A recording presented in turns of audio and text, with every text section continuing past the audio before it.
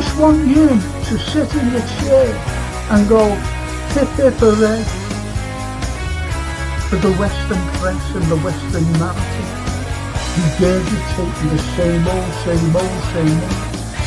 every single day, without which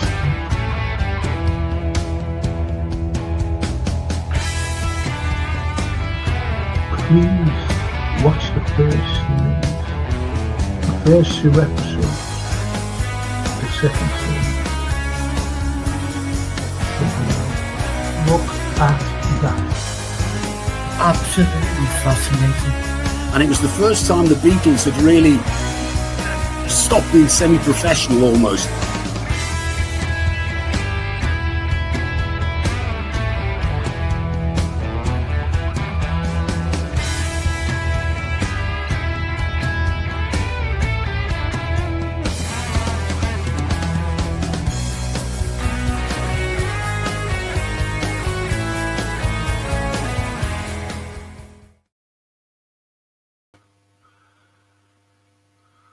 Hi everyone, it's the day after, isn't it?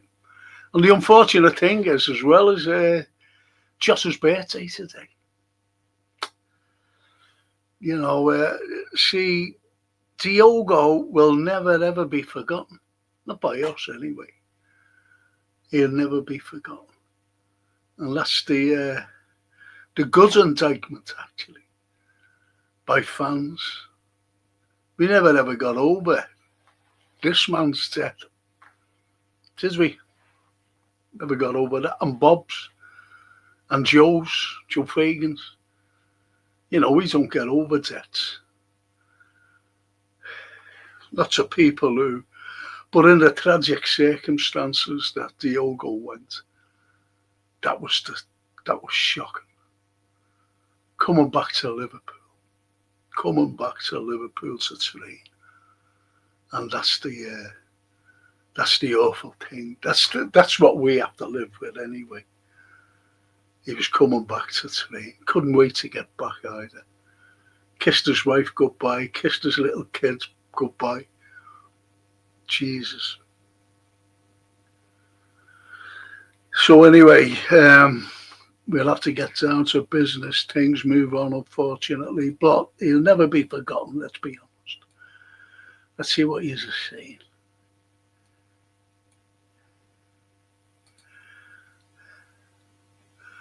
Ezra, how are you feeling after last night's game? I felt the same as last night watching it. I heard some. I couldn't believe it. You know, when I finished the pod, I went in and I put this Irish thing on. You know, there was a girl and an American. There was an Irish lad and a Scotia. And the Irish lad said, I turned it off after 5 minutes. The Irish lad said they deserved to draw. Not Liverpool, but Sunderland. I just thought, God, gee, did they deserve a draw? Okay then. And the girl, Ashley, she's an American, sitting in America. I don't know what fucking game she was looking at, but she said, we're better than we were 3 weeks ago.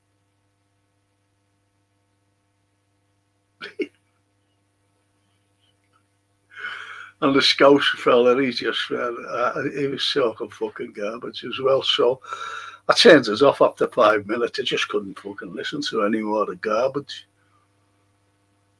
And that's what we're getting, unfortunately. I don't think they're seeing the same games as we're seeing. You know, we're watching. They mustn't be. They mustn't be.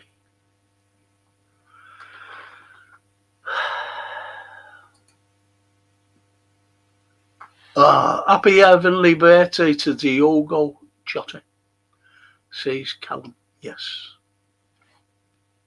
Yes. Good man. I didn't watch the game. I didn't watch the last two watch-alongs, and we didn't lose. Maybe I was a jinx. No, you're not a jinx. You should have watched it last night. Oh, no, you're not a jinx. We're all fucking jinxes. Says my old mate, Steve Mulholland. I did watch the watch-along when we won against Frankfurt, though. But you're not a jinx then, are you? That's what you call virtual strangulation, Steve.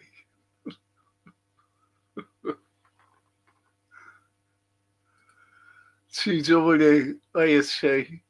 Even in Frank and chat. Even in C. The Anfield Road. Callum. Yes, happy birthday, Diogo. You never walk alone.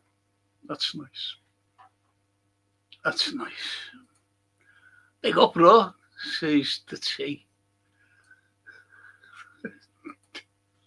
This fella's determined to make me an alcoholic. Because even in Frankie and the Frankie lights. Because all them. Because all them.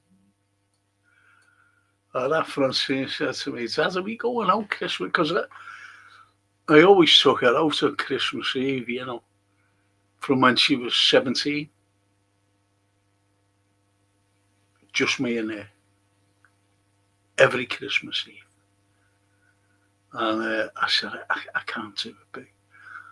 Because she said we could meet some of these people off your chat you're so fond of. That's what she said. And I went, I'd love to. I'd love to.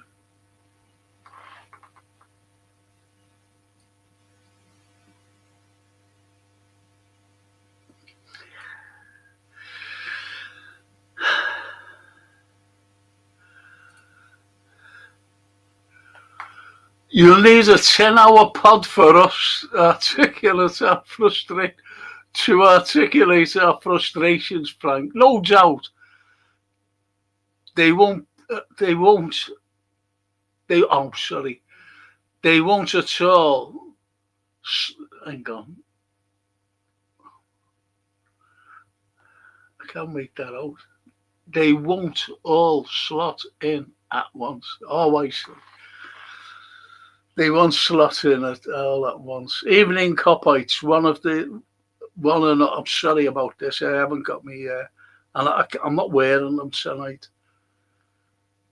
My fucking head was killing me last night. It gives me a terrible headache.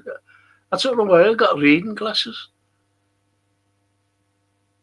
and all I get is headaches.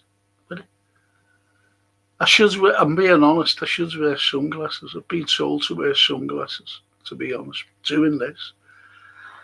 But, you know, I get someone tuning in, you know, who we don't hear of, and they never comment. And they say, fucking posing him. And I'm not. It's because of blinds and headaches that I get, unfortunately. Anyway, you'll need a 10-hour pod for us to articulate our frustrations, Frank. No doubt they won't. They won't all slot in at once. Even in Copites, one and all, for me, FSG should cut their losses on Arnie and Binham. That's better.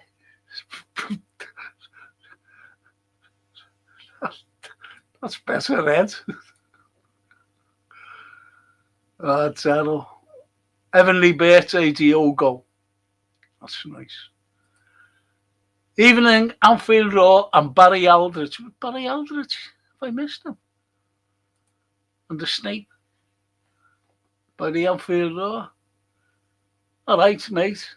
Hope you're there well. Yeah, I see. He's getting everyone fucking drunk.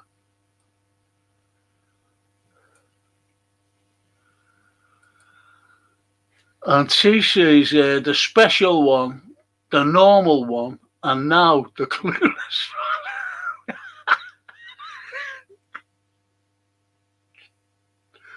Slop out. That's brilliant. That's funny. Anfield, yeah, some crap, different day. Same crap, different day, says the Snape. And Darrell says he needs to remove Gapco and McAllister and play Jones and Ekatike left. It's like fucking selling him, that Darrell. Honestly, mate. There he is. Even in Raw and Snapey, are you still fuming? Are you, Barry? Sounds right, hey? Yeah, says the Steve Mulholland. You're all talking to one another, which is great, to be honest. And the Anfield Road answers Barry, yep, still fuming and down about this.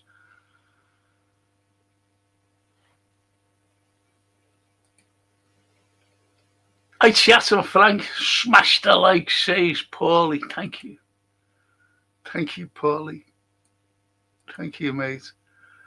And Steppen, Frank, I think the case of Chiesa saving the day, in brackets, no defence inside, close brackets, and Slot playing it down, is going around.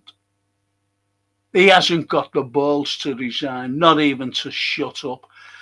Thing is, he's not going to resign because he'll miss out on a massive payday. That's what it's all about, Stephen. I don't think I'm being honest, I don't think he gives a fuck whether he gets the sack or not. Because he'll get a massive payday. He doesn't have to work for the rest of his life. His kids, if he's got any, won't have to work for the rest of their lives. If you know what I mean. Not like us, poor sods. And Barry says, I know. Watch Slute's press conf. I won't watch him, I'm being honest. Afterwards, don't normally, but he looked like he was ready to throw the towel in. Just wished he would. Just wish he would.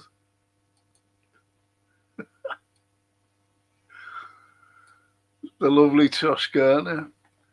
Buonasera, Franco and chatters. Hope you're all well. I've been thinking today, don't shoot me down, but a part of me wants Leeds to win on Saturday just to rid of Slot. Will be better in the long run. Do you know what? My grandson, James, he's never liked Slot. He's never ever liked him since he came. He said he was unknown. He got lucky last season playing the Klopp way to win the league. Then he went to his own system, which never worked and still doesn't work today. But he's that stubborn. And one of the lads said clueless as well. And clueless that he'll just go on serving up the same dish. Must have been listening to me when I, about the ingredients on a chef. So, I don't think you're on your own. I think there's a few people. He said, the way we're going, he said, we're going to lose lots of games. He said, so why not? Why not get beat on Saturday, Sunday, whenever the fucking game is? He said, why not get beat? And let's see if he gets sacked. And Snapey says, Frank, I should have written block capitals. My apologies, brother. Thank you. Because the road does all the time. Thank you, Snapey, for that. And I know if you're writing capitals, with caps, you can't fit everything in what you want to say, to be honest. And Barry says, Frank, can you not get a taxi into town or wherever, and those who can make it can put faces to it? I'd love that. I'll pay for your taxi. There and back. No, I'd pay for myself. I'll tell you what I'll do with you. Let's see who's going. I'll make an effort on Christmas Eve. I'll have to be with Francine. So I'll make an effort. She'd be made up. She'd be absolutely delighted. So I'll make an effort. Let's see who'll go. Let's see what time as well, the meet-up. The best meet-up for me is Dale Street. That's the best meet-up.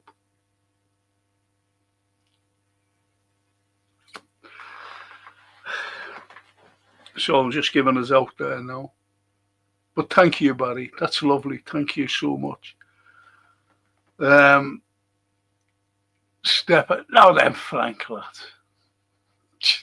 Stephen Boone. I've got your book here. The one about To Clear Your Lawn by Ray King. Top man, Frank. Ah, oh, lovely. Ah. Oh.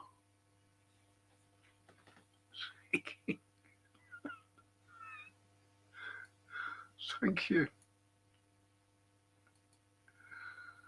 And Stephen says, I'm thinking of turning my TV so it looks like that we go vertical instead of passing endlessly to sideways and like windshield wipers. Do you know what? I watch Alex DeGay, and he's a lovely fella, and another fella named Doyle, and Mario. You know Mario, and they're genuine.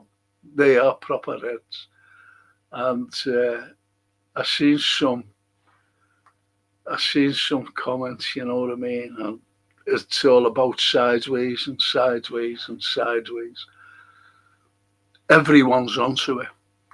If we're all onto it, and we have been for since he's been here, to be honest, if we're all onto it, other teams are, managers talking about, and coaches, the backroom staff,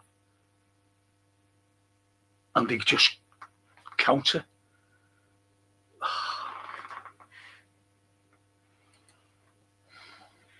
Frankie, what I can't understand is, says the Raw, if we had Jota, Lucho, Darwin up front with a good work ethic, why is the signings made have none of these characteristics? We literally have no forward press. Remember when we were saying when Lucho was going, and he only wanted to rise. He wanted the same money as Curtis Jones. That's all. He was on a terrible wage, for the amount of play he did, and great player too.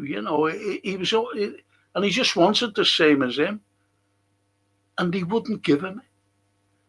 Now, what you've got to think of as well, the Anfield, is this: we're a shelter bike club. No matter how you look at it, we've always been a shelter bike club.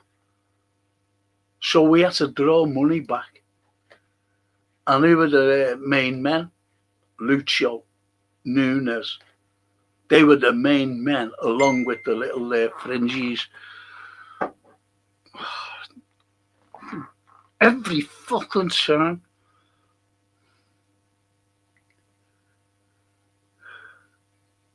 Daryl, I'm trying to do a fucking thing, mate. Oh, that's lovely, that. Well done, Austin. That's wish you sent me messages of it. Hey, I'm doing nothing. Well done, Austin. Lads. Well done. But you're right about Anfield. You're right about there's nobody. There's nobody. You see, the midfield, this is what he's brought in, the midfield and defence. But I think I don't know. They are great players, though, that's the thing. But again, I have to go back to the chef analogy. He doesn't know how to fucking play. He doesn't know how to play our fucking players either. The established players.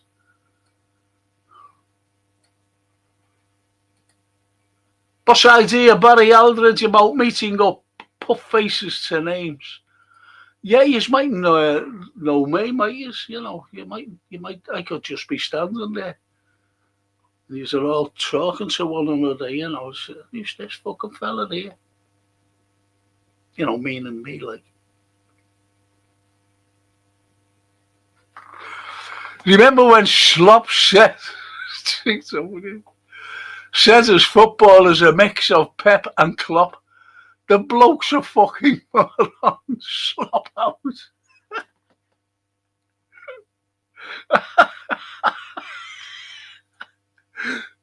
I just won't fucking listen to it. Honestly, I don't. And the answer also on Mo's removal is a big for me. Either balls he didn't want him, or he has tried to restructure the side to make the striker the goal machine, not Mo. The team was designed one way. That's a great comment, that, and I'll tell you for why. You know, I watched the Nottingham Forest game. Diabolical. Again, fucking watched it again. And I wouldn't watch last night, you know, but looking at I watched a bit of it, I'm being honest. And it's the same old, same old. He won't change. The West Ham game, I watched a bit of that as well. And the West Ham game, they were shocking. I think they're the worst fucking team in the league. They were absolutely shocking. And yet we beat them 2-0. And you had people say we've turned the corner. We've turned. How can you fucking turn a corner against a very poor side? And then you come up against Sunderland, a newly promoted team, by the way, who's above us in the league. And we're lucky to get a scrape a draw. If anyone is in doubt, though, you know, if they think that I'm talking through my backside by saying we were lucky to get a draw, think of Chiesa's run. Think of Chiesa's run. And one comment had, Chiesa's not fit. He fucking ran 80 yards. He knew what was going to happen. And without him, we would have been beaten. Simple as. And yet, people, and like that fucking fella on when he said they deserved a draw.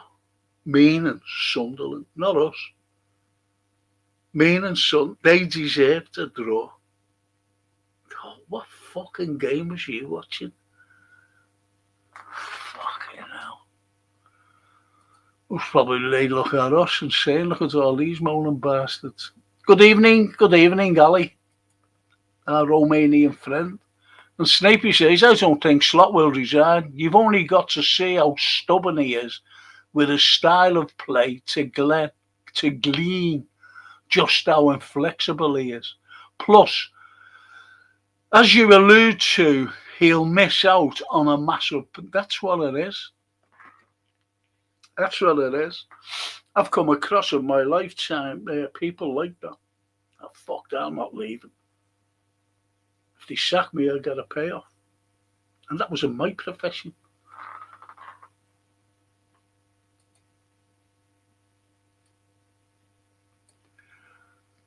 Frankie, when he did his usual fucking walk on the pitch like he like thinks he is Klopp, he was smiling with sons. Yeah, I've seen that. I turned it off. Fucking had to turn it off. Like Rude. I think this man is a piss taker. I'm not having him. He is deluded. He is, to be honest. And Ali says, of course he will not, that resigning. We have contract. If we want him out, we need to pay him. He'd take the opportunity. He will take the opportunity, Ali. He will, mate. He'll take the opportunity to be sacked. Do you think he gives a fuck? If he gives a fuck about Liverpool and the city and the fans, and he'd make sure that his fucking wife is here. His wife's living in fucking Dubai or somewhere. But he got a fucking big home because that's where he always flits off to. Instead of the AXA trying to sort out his fucking system. That's not working.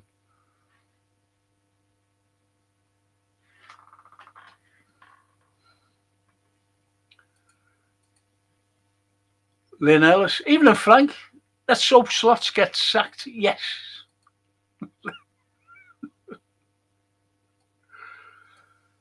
And Stefan says, I agree, Frank. Sloot is a mercenary. No connection with the community and legacy behind the team.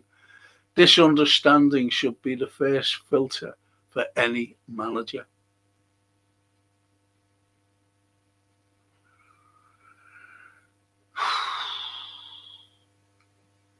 That's the problem, you see.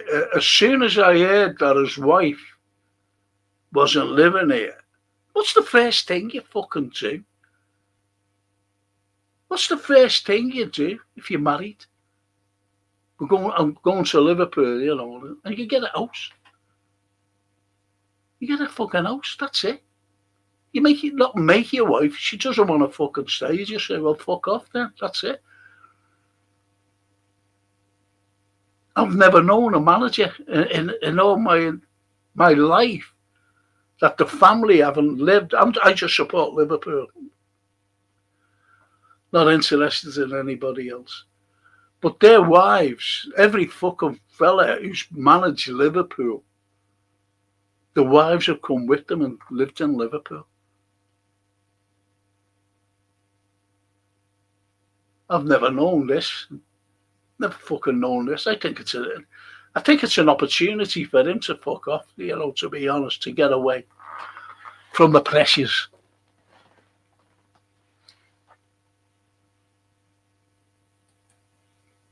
I'd love to meet some of the lads and lasses on Xmas Eve. Count me in, says the Snape.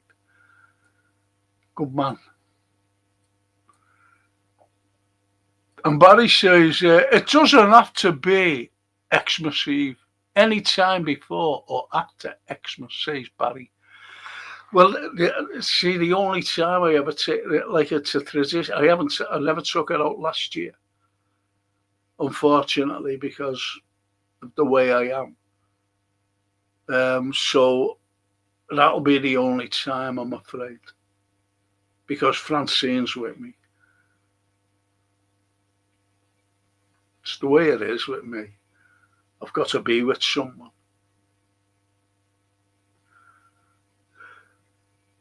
Honestly, I'm not just saying that. I have to be with someone to... she'd be like a walking stick to me, put it that way.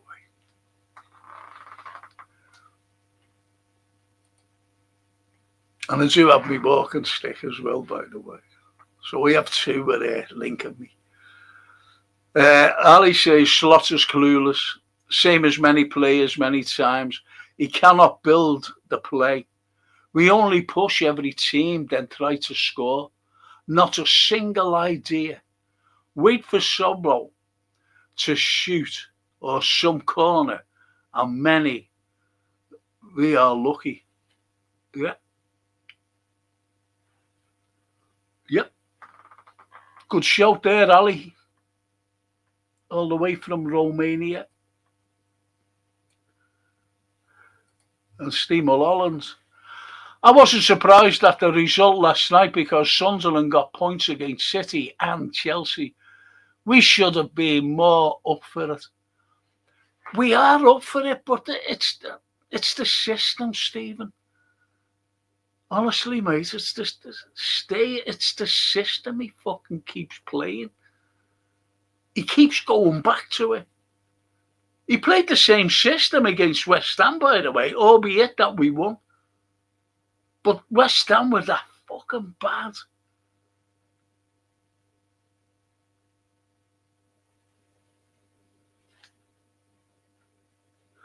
I think he should have been sacked, after the Forest game. That's made up. He should have gone then. You don't fucking have Forest here and get beat 4-0.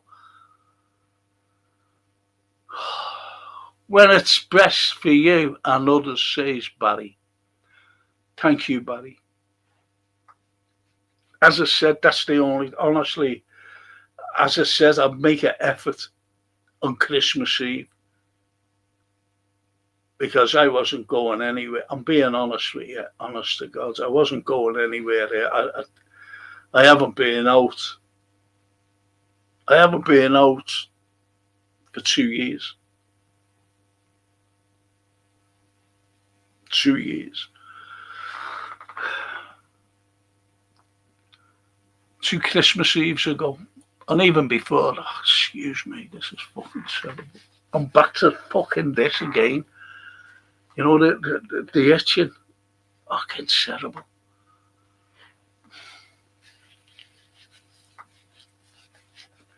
Thanks, Barry. And they're all, yeah, I'll have a drink, Frankie. PJ also love a drunk talk with Frankie at the historic spots. Show you a few things, by the way. If we meet up, I'll show you a few things that you'll go, wow. Honestly, I'll surprise you. Around the Dale Street, Castle Street area. And Ali the Noose, we run with the ball in the first 25. Then we start passing. If we find a team who can defend well, we're doomed. This is the sideways of it. That's last night. It was absolutely ridiculous. And even when I was doing the watch along, I was saying, what are we doing outside their 18-yard box, passing sideways? And I was shouting for anyone to have a go. Cross it, have a shot, cross it, have a shot. That's all I was fucking saying about we passing sideways. Then it got cleared. Couldn't believe it. Oh, fuck. Frank and Francine, see, we were genuinely, is that right? Yeah. I can't believe what I'm seeing at Anfield or to love Darwin, Franco, Ali the Noose. You see, look, we got rid of Darwin Núñez for all the faults he had. You know, people say, oh, he's always hitting the fucking bar, he's always hitting the post, he was always here, you know, when he should have scored. At least he was hitting the target. Whether he was hitting the bar, the post, or whatever, he was hitting them. And he was there, he was in the rightful place to hit them. What's happening today? What's happening today? And Lucho, can't blame me.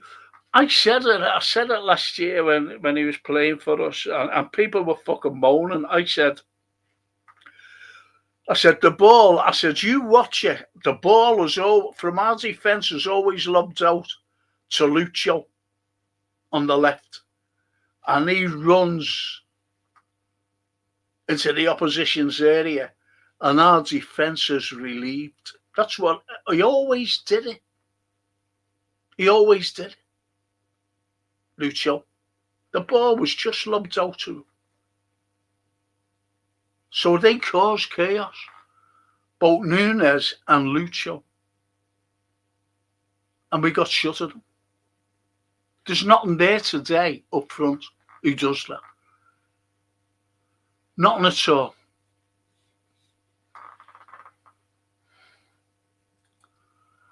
Hello, Frank. Getting worse, mate. This. Hiya, son. Son's another head. Son's an old school like me. And if he says that, it's getting worse, this. You know it's bad. You know it's bad if he says that. Cheers, so it's good to see you, mate. It really is good to see you. Thank you. And Stephen Bird, at the end of the day, Frank, this team is playing for him to get sacked.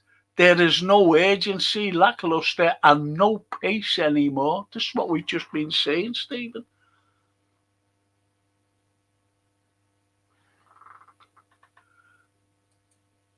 I've always, I think you heard me saying, I'm sure of it. Have you ever seen Virgil van Dijk so bad? So that reverberates around the team. And all you've got to say is that the tactics and a system that's not fucking working. A system that isn't working. And the system is breaking us. It's breaking the team. It's breaking the club. It's breaking the fans. Because the fans are so now, they're split right down the middle.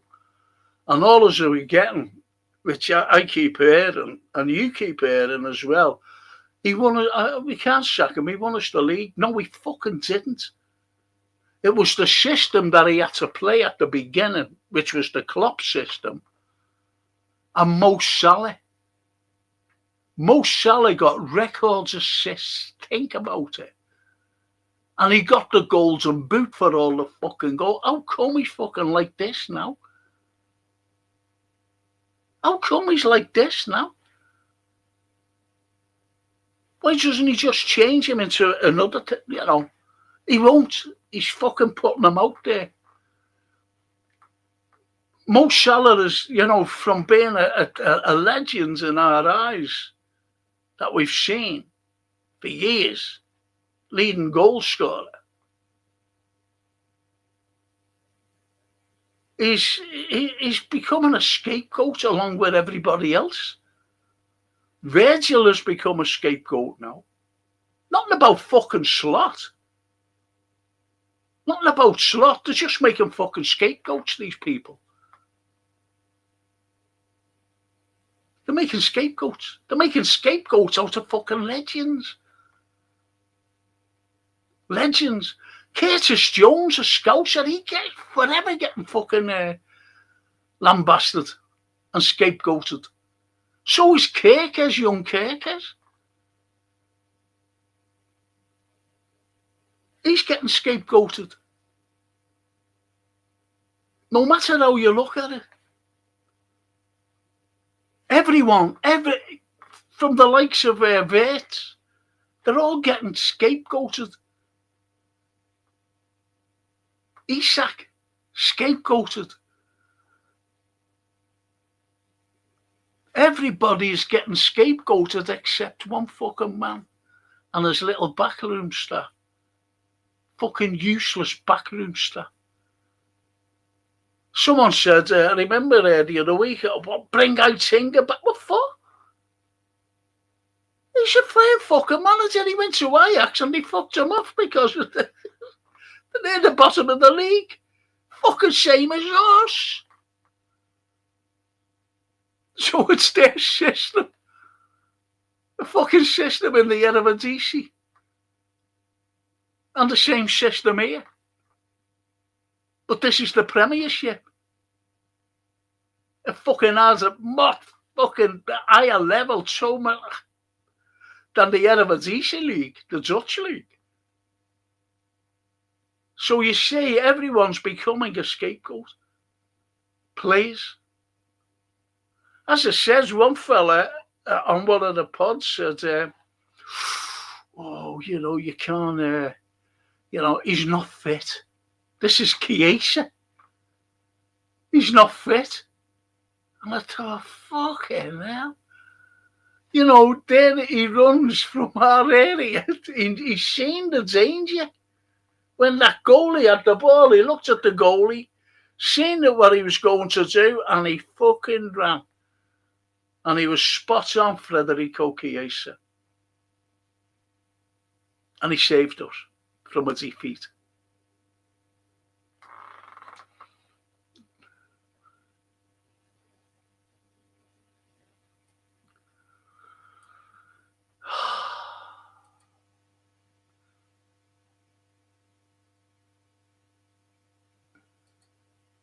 And the on-field too, Ali. All I said was work rate. You can deny he put himself about. But look at the current three. Ekatike, Isak, Bert. None of them have an ounce of aggression. No, they don't. They don't. Compare those three with Jota and Nunes and Lucio. They were very aggressive. Do you ever remember? It was against City last season, and the ball went from it was against City at Anfield, kicking into the Anfield Road end, and there was an exchange between Nunes and excuse me, Nunes and Lucio, and excuse me, and Lucio went up, got the ball, and he ran, and their goalie came out and fouled him penalty. It was aggression. That was aggression, because I wish you'd see it again. I wish they could just fucking throw it up. You see the aggression of Nunes, Darwin. You see, you really see it. And how he got the ball to him, because he was on the deck when he got the ball to him, and he was away.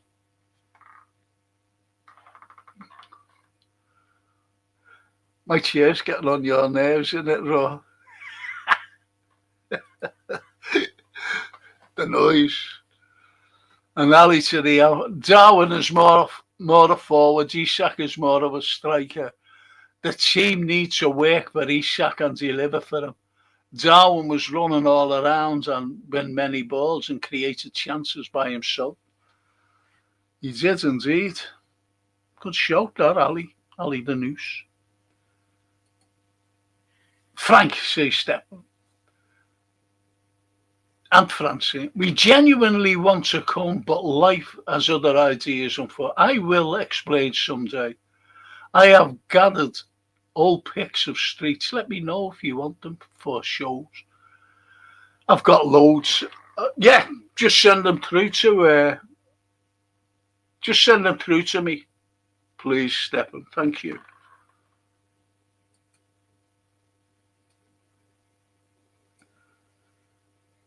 And Ali says, Darwin work rate is out of this world. He struggles many times in front of goal, but Darwin created many chances. Everybody is missing. But the amount of chances were double at the time because of him. Not a good shout. Read earlier, a few of the new signings don't get on with Slot, says Lynn Ellis. There you go. Thanks, Lynn.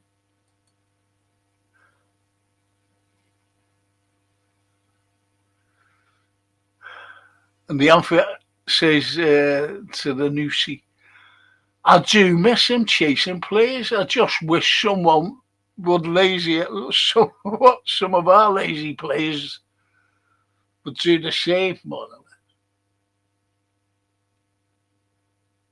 And Barry says, "We couldn't miss you, Captain Carlyle." She finished story. Thank you. Thank you for that. That's lovely. And Liam, hiya Liam. Did you see Slot saying we need a magic moment playing against the low block? Shows how much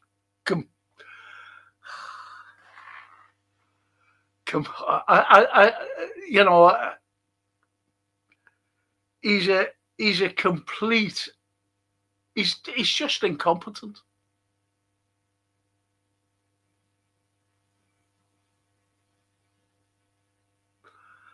See, the competency, as you say, and he lacks. It's not at the moment. He's always lacked it for me.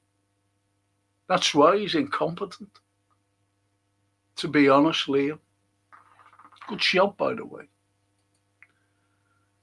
And stepping to the Anfield, I agree. You build a team around someone like Mo instead of parking him in the side out of range to score.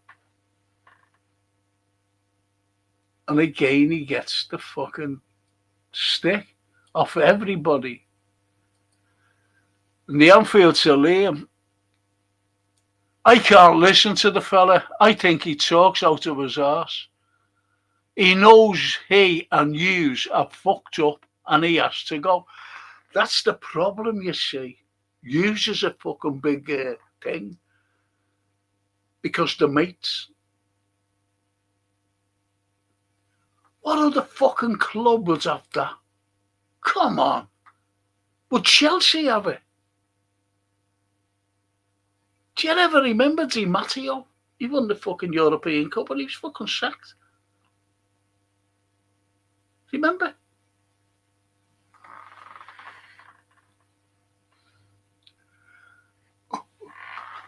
What if he was Real Madrid's manager?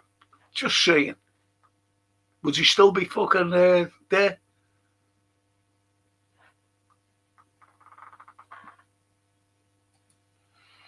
And Callum says, might not have been where to go, but he's starting to shine. It was going wide. That's why it wasn't given. And it's at the inside of that fella's boot and deflected in. That's why it wasn't given. And it was an own goal.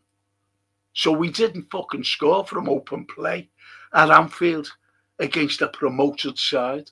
As in, no disrespect to Sunderland or their fans. Because we were fucking lucky to get a draw. But that's my take on it.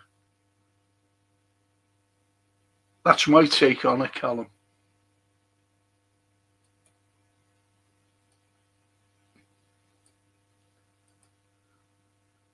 And the Ali Nusa Diaz as well. So good luck. So good.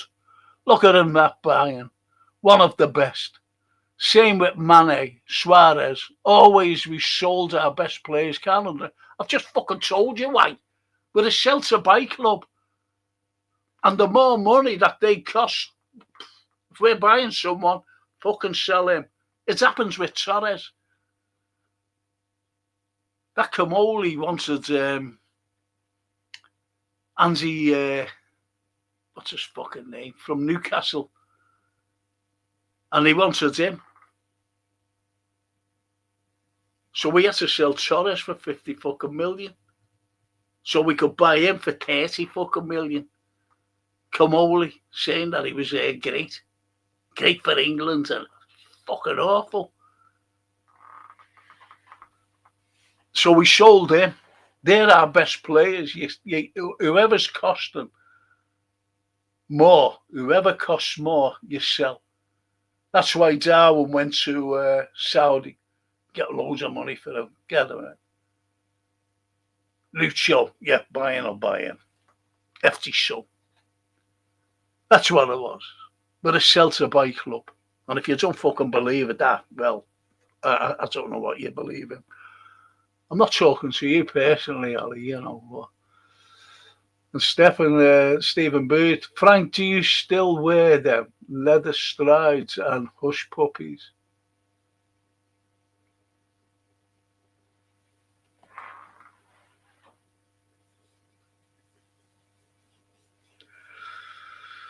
I was in Marks and Spencer's, doing a bit of shopping, and I went so.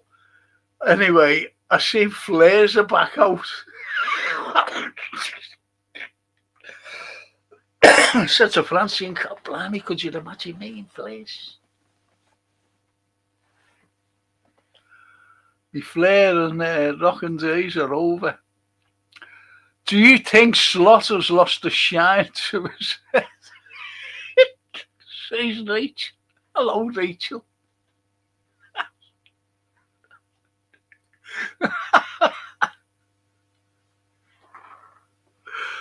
That's the comment of the night so far. That's a cracker.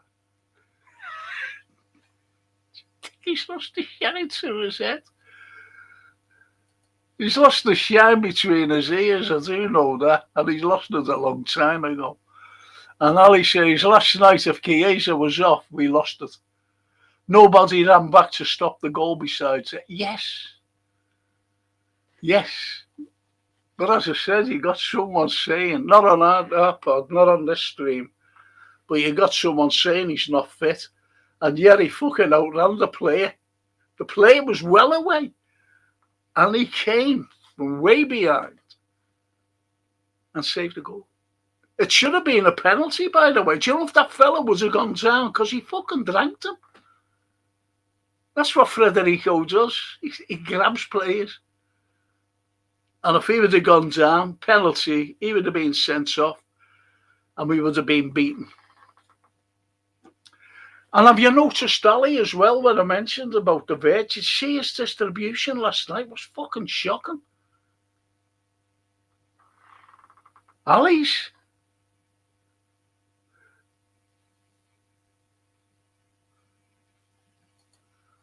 And the Anfield to Stefan. He has dismantled a dysfunctioning team. He has dismantled a functioning team and tried to change it for his fucking PSG vision. He bangs on about, well, we have the players, so we may as well get Luis Enrique instead. Good.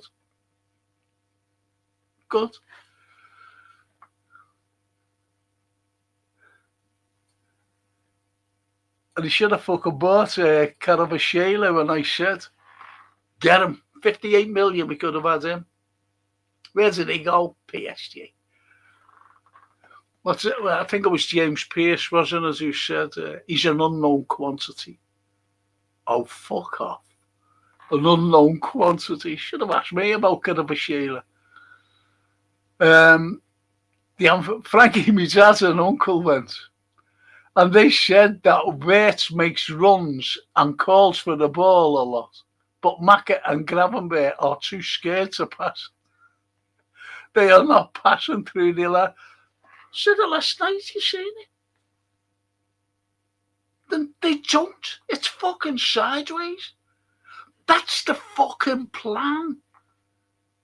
Don't try and push balls through. Mightn't reach them. Just pass sideways until you might see an opening. That's the fucking system. They're the tactics. That's why you see them passing fucking sideways and backwards. It's fucking shocking.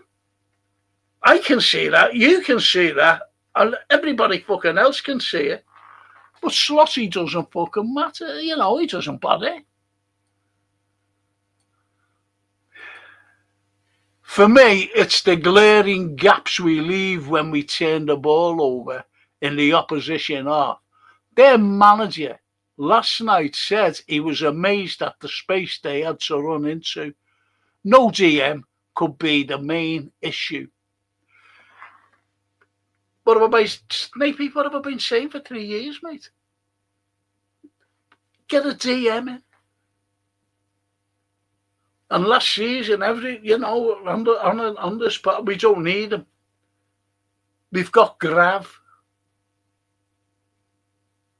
I said, okay. Still needs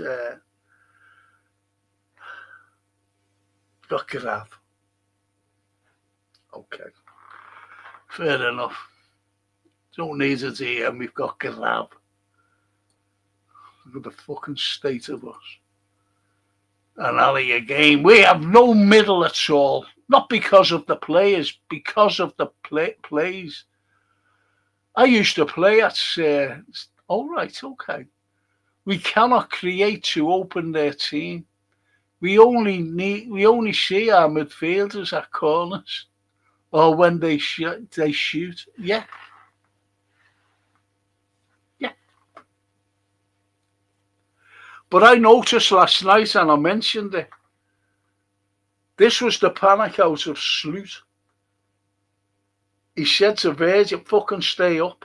Remember? And he was up, out on the left, inside, but what we call the old inside left.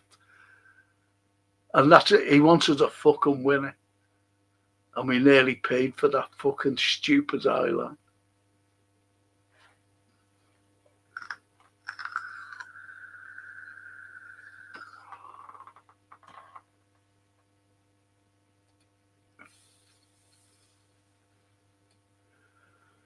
And Steve Mulholland says, have you seen a picture of Chiesa looking at Slot when he prevented Sunderland scoring? No.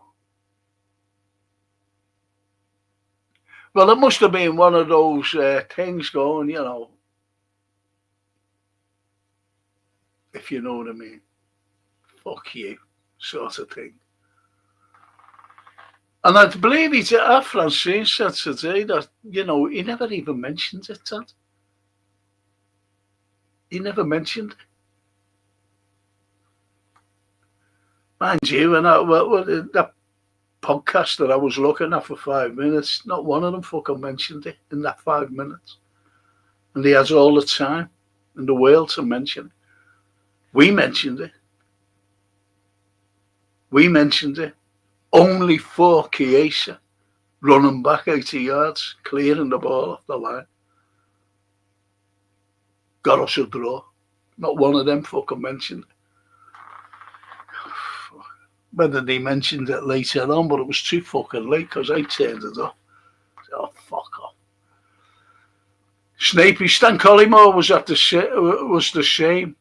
He wouldn't move here, and the whole squad said he failed to settle here. Believe me, that's one boring journey. But Slot's got no excuses not to live here. No, remember the big Stan not move? I want to stay in Birmingham, I want to stay in the Midlands.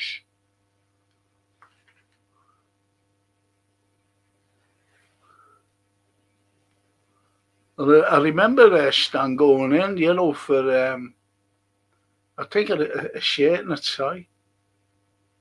And he said, have you got a kip of tie? And the fellow went, no, we could give you a cup of coffee. That was to Stan, that.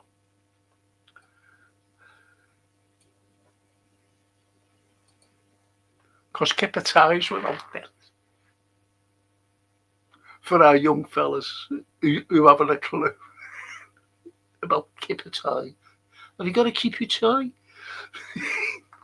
Never mind. Anfield, the other big worry is creation. Where is the creation? Exactly. From wide areas, we are crap.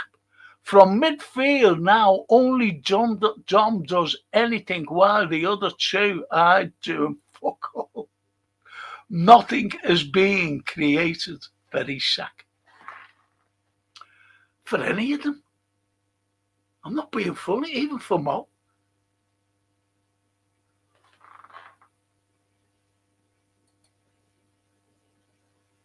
Again, there, Anfield. They just love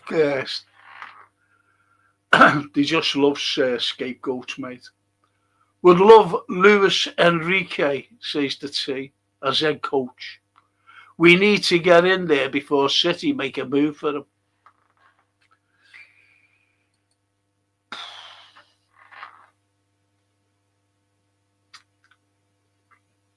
Just fucking sack him now and get a pre-contract off Enrique. That's all you do.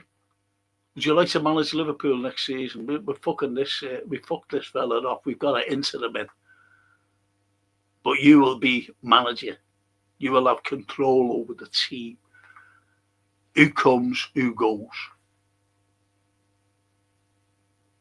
Make Liverpool great again. And Stephen says, slot tactic is casino style at crap table. Throw the dice and hope a player will save the day out of personal pride. Yeah. And Chiesa saved the day for him last night.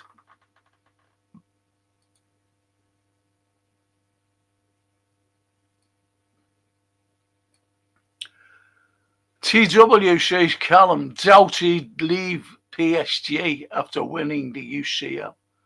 No, he is leaving, Callum. He is leaving, mate. This is why, just talk about this. He is actually leaving. He mustn't like Paris, to be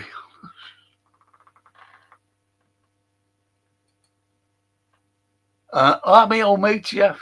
Even if Frank, Slot should be brought in front of the FA for falsely claiming to be a football coach stroke manager. Enough is enough.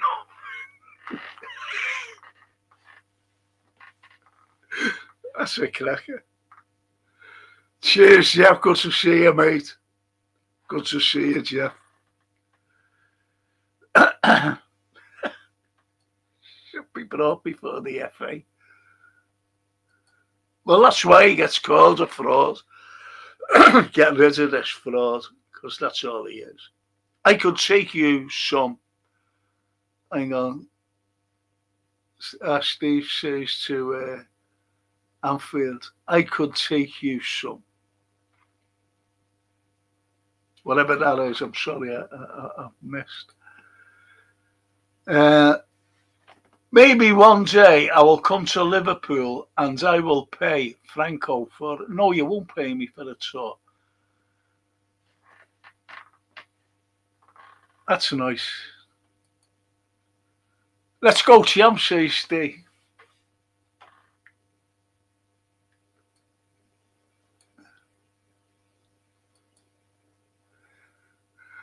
And he says, ain't Slot and his coach has been sacked yet.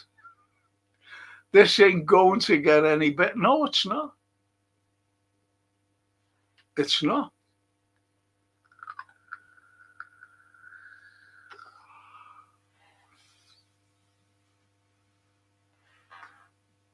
And Toscana says, I've read criticising Isak, but he's not getting the service. Why spend all that money and not play him properly?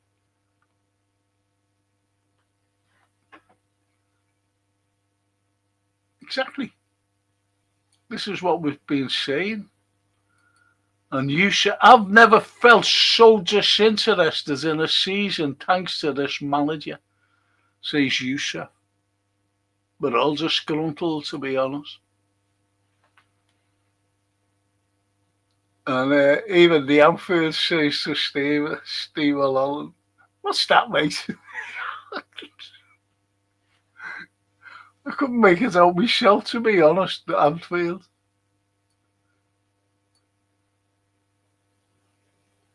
Virgin is getting old, says Ali Noose. Virgin is getting... Do you mean Virgil?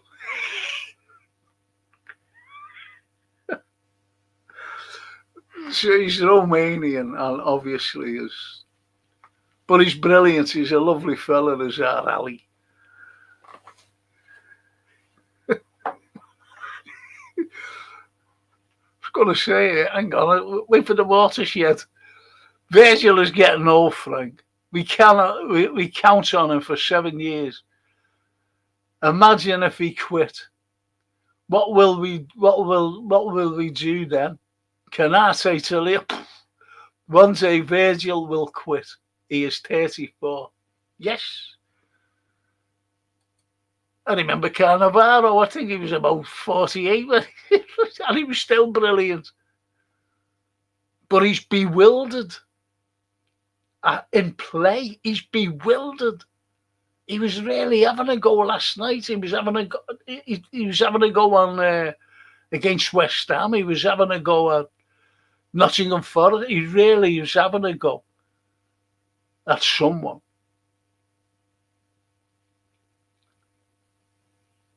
And Steppen says, one sign is that if you look at Slot, you don't see any stress on his face now. Shows he doesn't care what happens compared to how other devoted managers are. Yes. There's none of it. Yeah.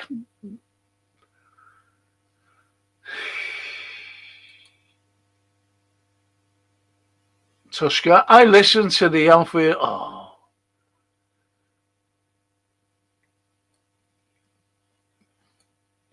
I listened to the Anfield. What a load of rubbish. Just word salad. Just word salad. None of it. And one of them even said it was because of fucking hell. You don't listen to them, for fuck's sake, Toscana. You don't fucking listen to them, surely.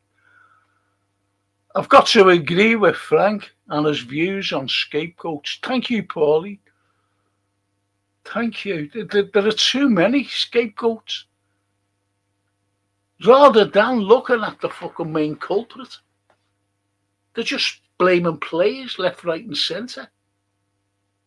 Any player, by the way, any fucking player, from McAllister to Virgil to.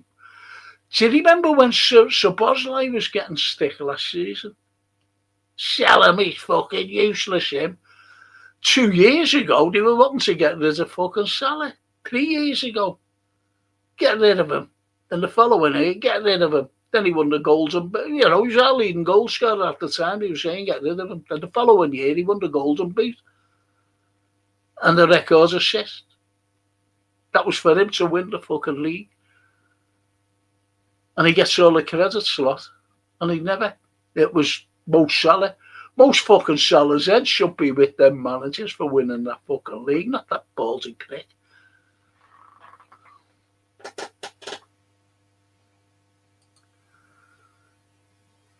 The Anfield. Toscana. That's their go-to scripts. They took FSG money a long time ago. Yes. They lose the tickets. The little freebies, the little fucking pies and cups of tea or a pint of beer. And they go to a pub as though, oh yeah, everybody talks about football in the pub, don't we, lads? Fuck off. Dicks. And Paulie, it's known as the Anfield crap. It is, actually. I suppose we get stick as well. You know, I do know that. Know what I mean? I do fucking know that. But I don't give a fuck about anyone. And I'll always back us. Always.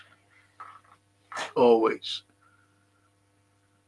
Lower league managers play their best players in the best positions, says the Snape, in a system that maximizes their attributes. Surely, if a lower standard of players and manager can do that, then why not Slot? Because he won't, because it's his fucking system.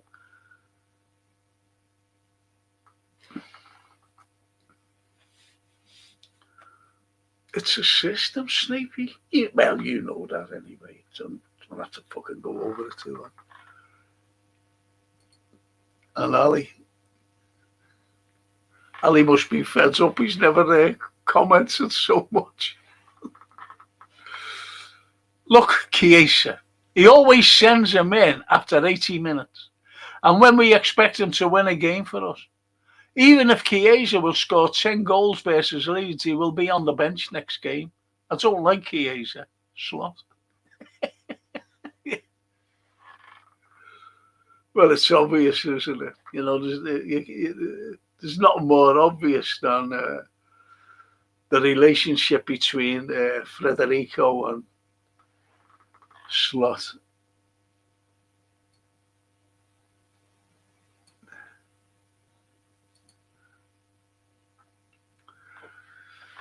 Frankie, I can't believe Darwin the GOAT was right all along. Darwin was the best striker in the world.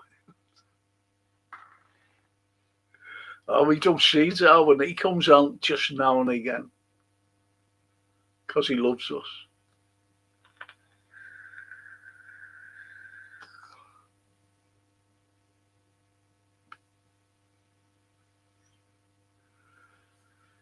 I just hope it's not fucking Christmas we're waiting. I want him gone now. I want this man gone now. I really fucking do. It's sickening. It's fucking sickening. And Toscana. No game plan. Too predictable. No service to Isa. So can't impact a game. Boring snooze fest.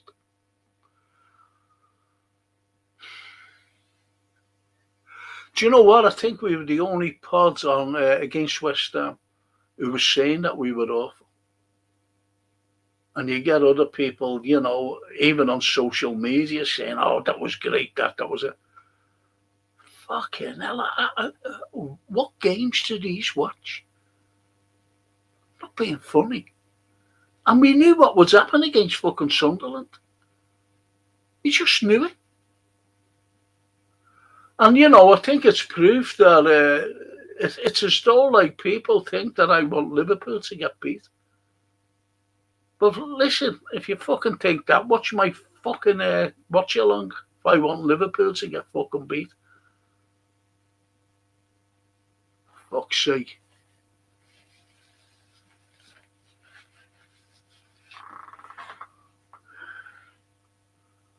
I want the fucking best, like everyone on here. We want the best for Liverpool. We're not fucking moaning. We're concerned about everything. One pass from their keeper and he takes the whole team out, except Chiesa, who saved us from. Yeah. Did you ever remember? Well, he's done it a few times. Ali to Mo Salah. The one against Man United. Brilliant. Brilliant. And that was a facsimile last night. And Barry says, what Chiesa did was down to experience, not just a never give up attitude. Yeah. He's seen it. He looked at the keeper. He must have seen the keeper looking at, up. Seen that fella on his own. Just well he did. And he ran. He didn't watch it again, please. That lad was well in front of him. And who's it slap praise for that? Ali. The fucking lads went around Ali and was slotting it in. Excuse the pun.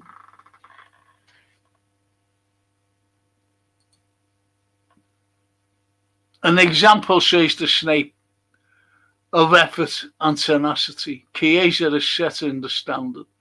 Playing him more regularly should be a given. Yes. He's the type who'd lambast his teammates and not matching his drive. We need that. It's what you call passion, as you know, Stay. You know that, mate.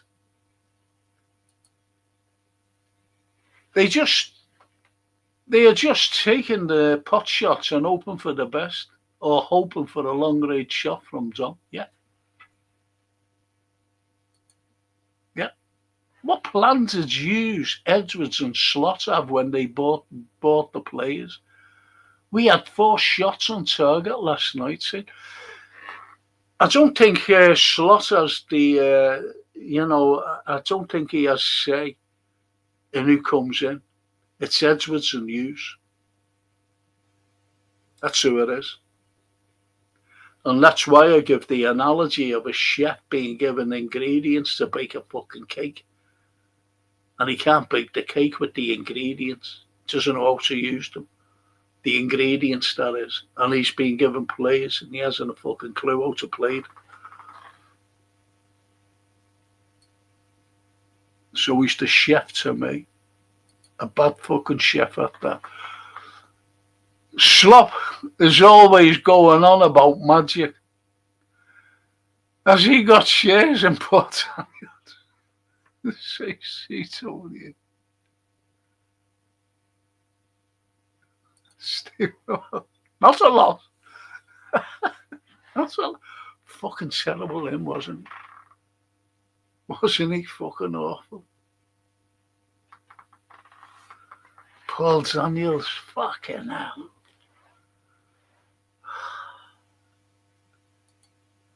And that was his catchphrase, wasn't it? Not a lot. And everybody laughed. I think there was a fucking few big fellas with, baseball bats. When he says not a lot, you've all got to laugh. If not, you fucking get this. Not a lot.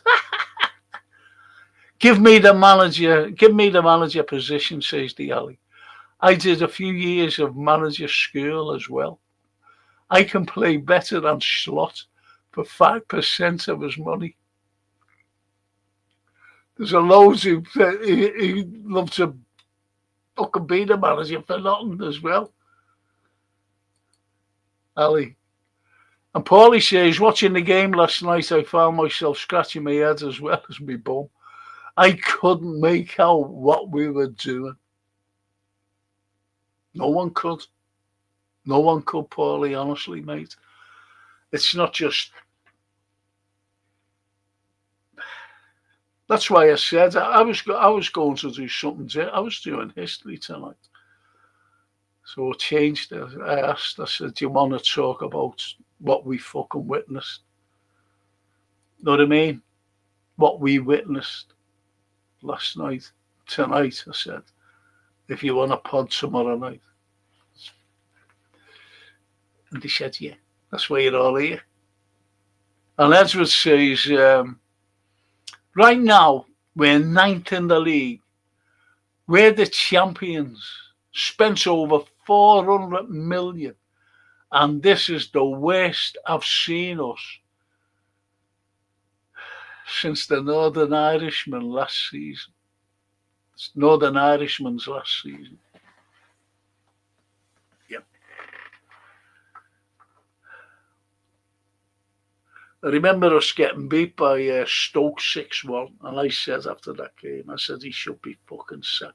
Well, I wanted the Northern Irish fella sacked after the Basel game. The mighty Basel at Anfield on a European Cup night. And fucking hell. Jason, I haven't got my glasses, I can't fucking read.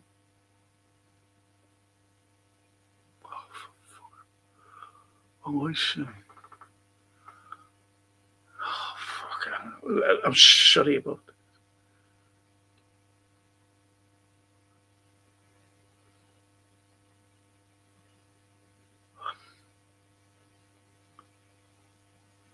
Okay, Jay, yeah, okay. Where is he there? There he is.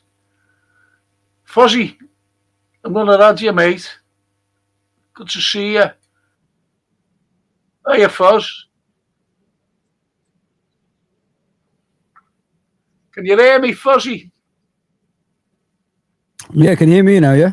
Yeah. What did you think last night? Garbage. Absolutely garbage, mate. I've had enough, Frank. I've really had enough. I'm one of those fans that's, positive. I grew up the times when the boot room was there, players, becoming managers, ex-players and all that stuff. But now, like, I've never been a manager out. You know, like, you know, my generation, you know, the before generations were very, you know, attached to the football club in a certain way that other people ain't. And when I'm watching us now, Frank, it's beyond a joke what I'm watching.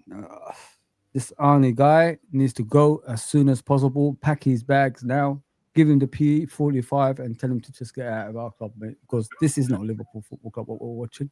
What kind of football is this, Frank? Like, we don't even work a position goalkeepers anymore. You know what I mean? What do we do? What do we do, like, Frank? Exactly. It's just a matter of all the lads and girls on here have been saying exactly what you're saying, to be honest, Fozzie. And what we've been witnessing this season is diabolical. And look where we are. Look where we are. We were very lucky to get away with a draw last night, only for Federico Chiesa, as you know. Yeah. Very lucky. I wish he didn't save that now. I mean, that could have been a pressure to get him sacked, you know what I'm saying? So, yeah. And then, I don't know if you guys heard him after the game. They asked him a question about, you know, Chiesa's defense for him, obviously, for that goal he conceded. He said Alisson did the better job. He didn't even want to, like, acknowledge. Yeah, believe so. I don't watch him, you say. I won't watch the man because of his silly excuses and his... Anyway, that's what people were saying. My daughter, Francine, she said to me, Dad, he just praised Ali. Yeah. And Ali, he went around Ali. Yeah. He went around him and he was slotting it into an empty net. And then Chiesa just came in. I tell you what, though, what I said before, leading up to there where he was going around Ali, he only had to go down because he was manhandled by Chiesa. He only had to go down. That would have been a penalty, a red card, and 2-1 down. Yeah. Yeah. It was just a mess. I don't know if you guys agree with me. It's like watching tennis yesterday. My head was going this way. I was going that way. I was going this way. Well, I was thinking, like, what are we actually going to go forward and work that goalkeeper? Because all I'm doing is side to side. Frank, you know, football is a simple game, but unfortunately, the modern day managers are the ones who are complicating the game that we love. It's going to a direction that we're hating. I'm starting to hate football, watching football nowadays. There's no excitement out of it. Forget about Liverpool. Just put Liverpool aside. Do you remember, Frank, we used to watch any football back in the day? Italian football, Spanish football, German football. It didn't matter. Remember Channel 5? Channel 5 used to have Argentinian football, Boca Juniors that we used to watch, and River Plate and things like that. And even MLS, I even tried MLS when it first came out, you know, after the 94 World Cup, when they had that penalty shootout from the halfway line, no draws, you know what I mean, and all that stuff. Now, I despise football, Frank. And I'm a lover of football. I'm a fanatic of football. Football is everything to me. But I think it's what you're saying there. I can, you know, see the frustration in you. And it's the frustration of the team that you support. Yeah. And that's Liverpool Football Club. And the frustration of the manager that's saving up this feast of nothing. He's saving up. I gave an analogy, Fozzie. Whether you agree with this analogy, I don't know. Well, and I said, you know, a chef goes to a Michelin cafe restaurant where he wants a job, you know, being one of the best. And he goes and sees the head chef. So the head chef goes, okay, of this Michelin restaurant. And he says, here, there's ingredients, go and bake a cake. And he goes away to make the cake. And he doesn't know what to do with the ingredients. And he goes back to the chef and says, listen, head chef, I'm sorry, I don't know how to make this. Can you give me the recipe? And he's just turned around and went, oh, fuck off, you're useless in here, mate. And chased him. And this is why. This is, to me, slot. Yeah. He's a chef and he can't do the ingredients, unfortunately. And this is why it was served up. Dross. Every game. Would you agree with that analogy? 100%. 100%. He doesn't know what he's doing. Frank, I gave him 2 international breaks to sort things out, and he failed in both.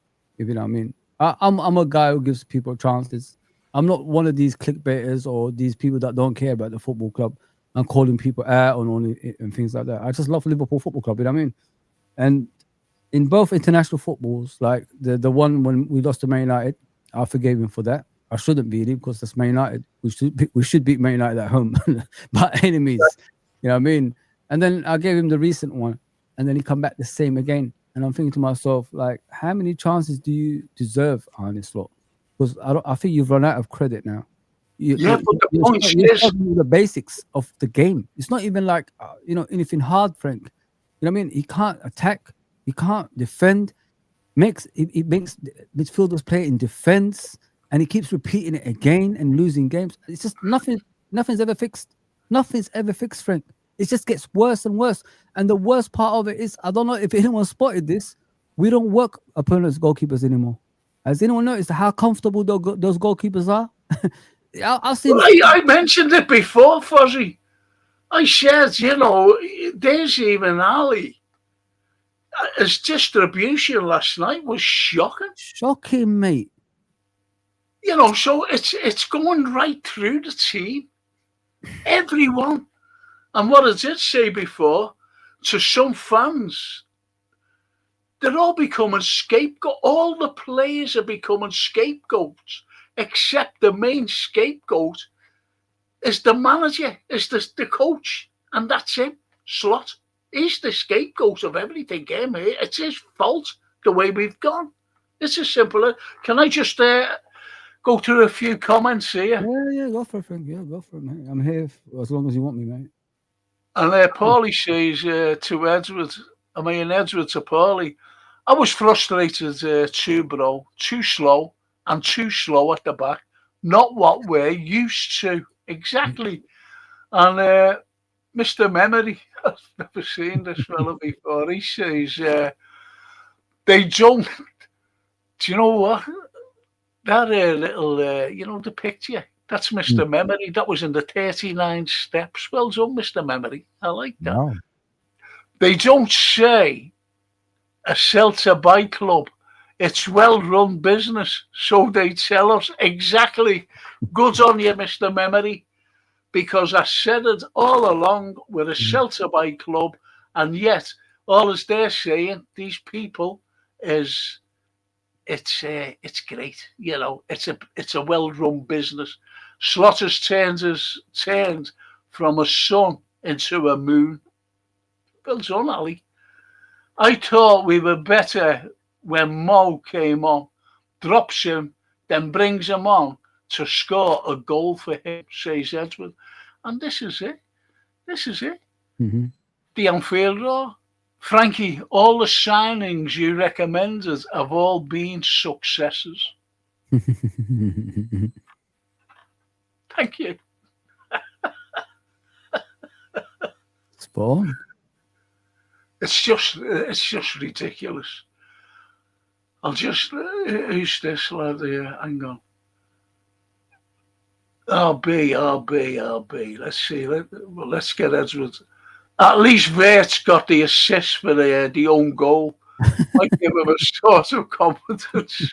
Edward. This is RB. Do you know this lad? RB, is it?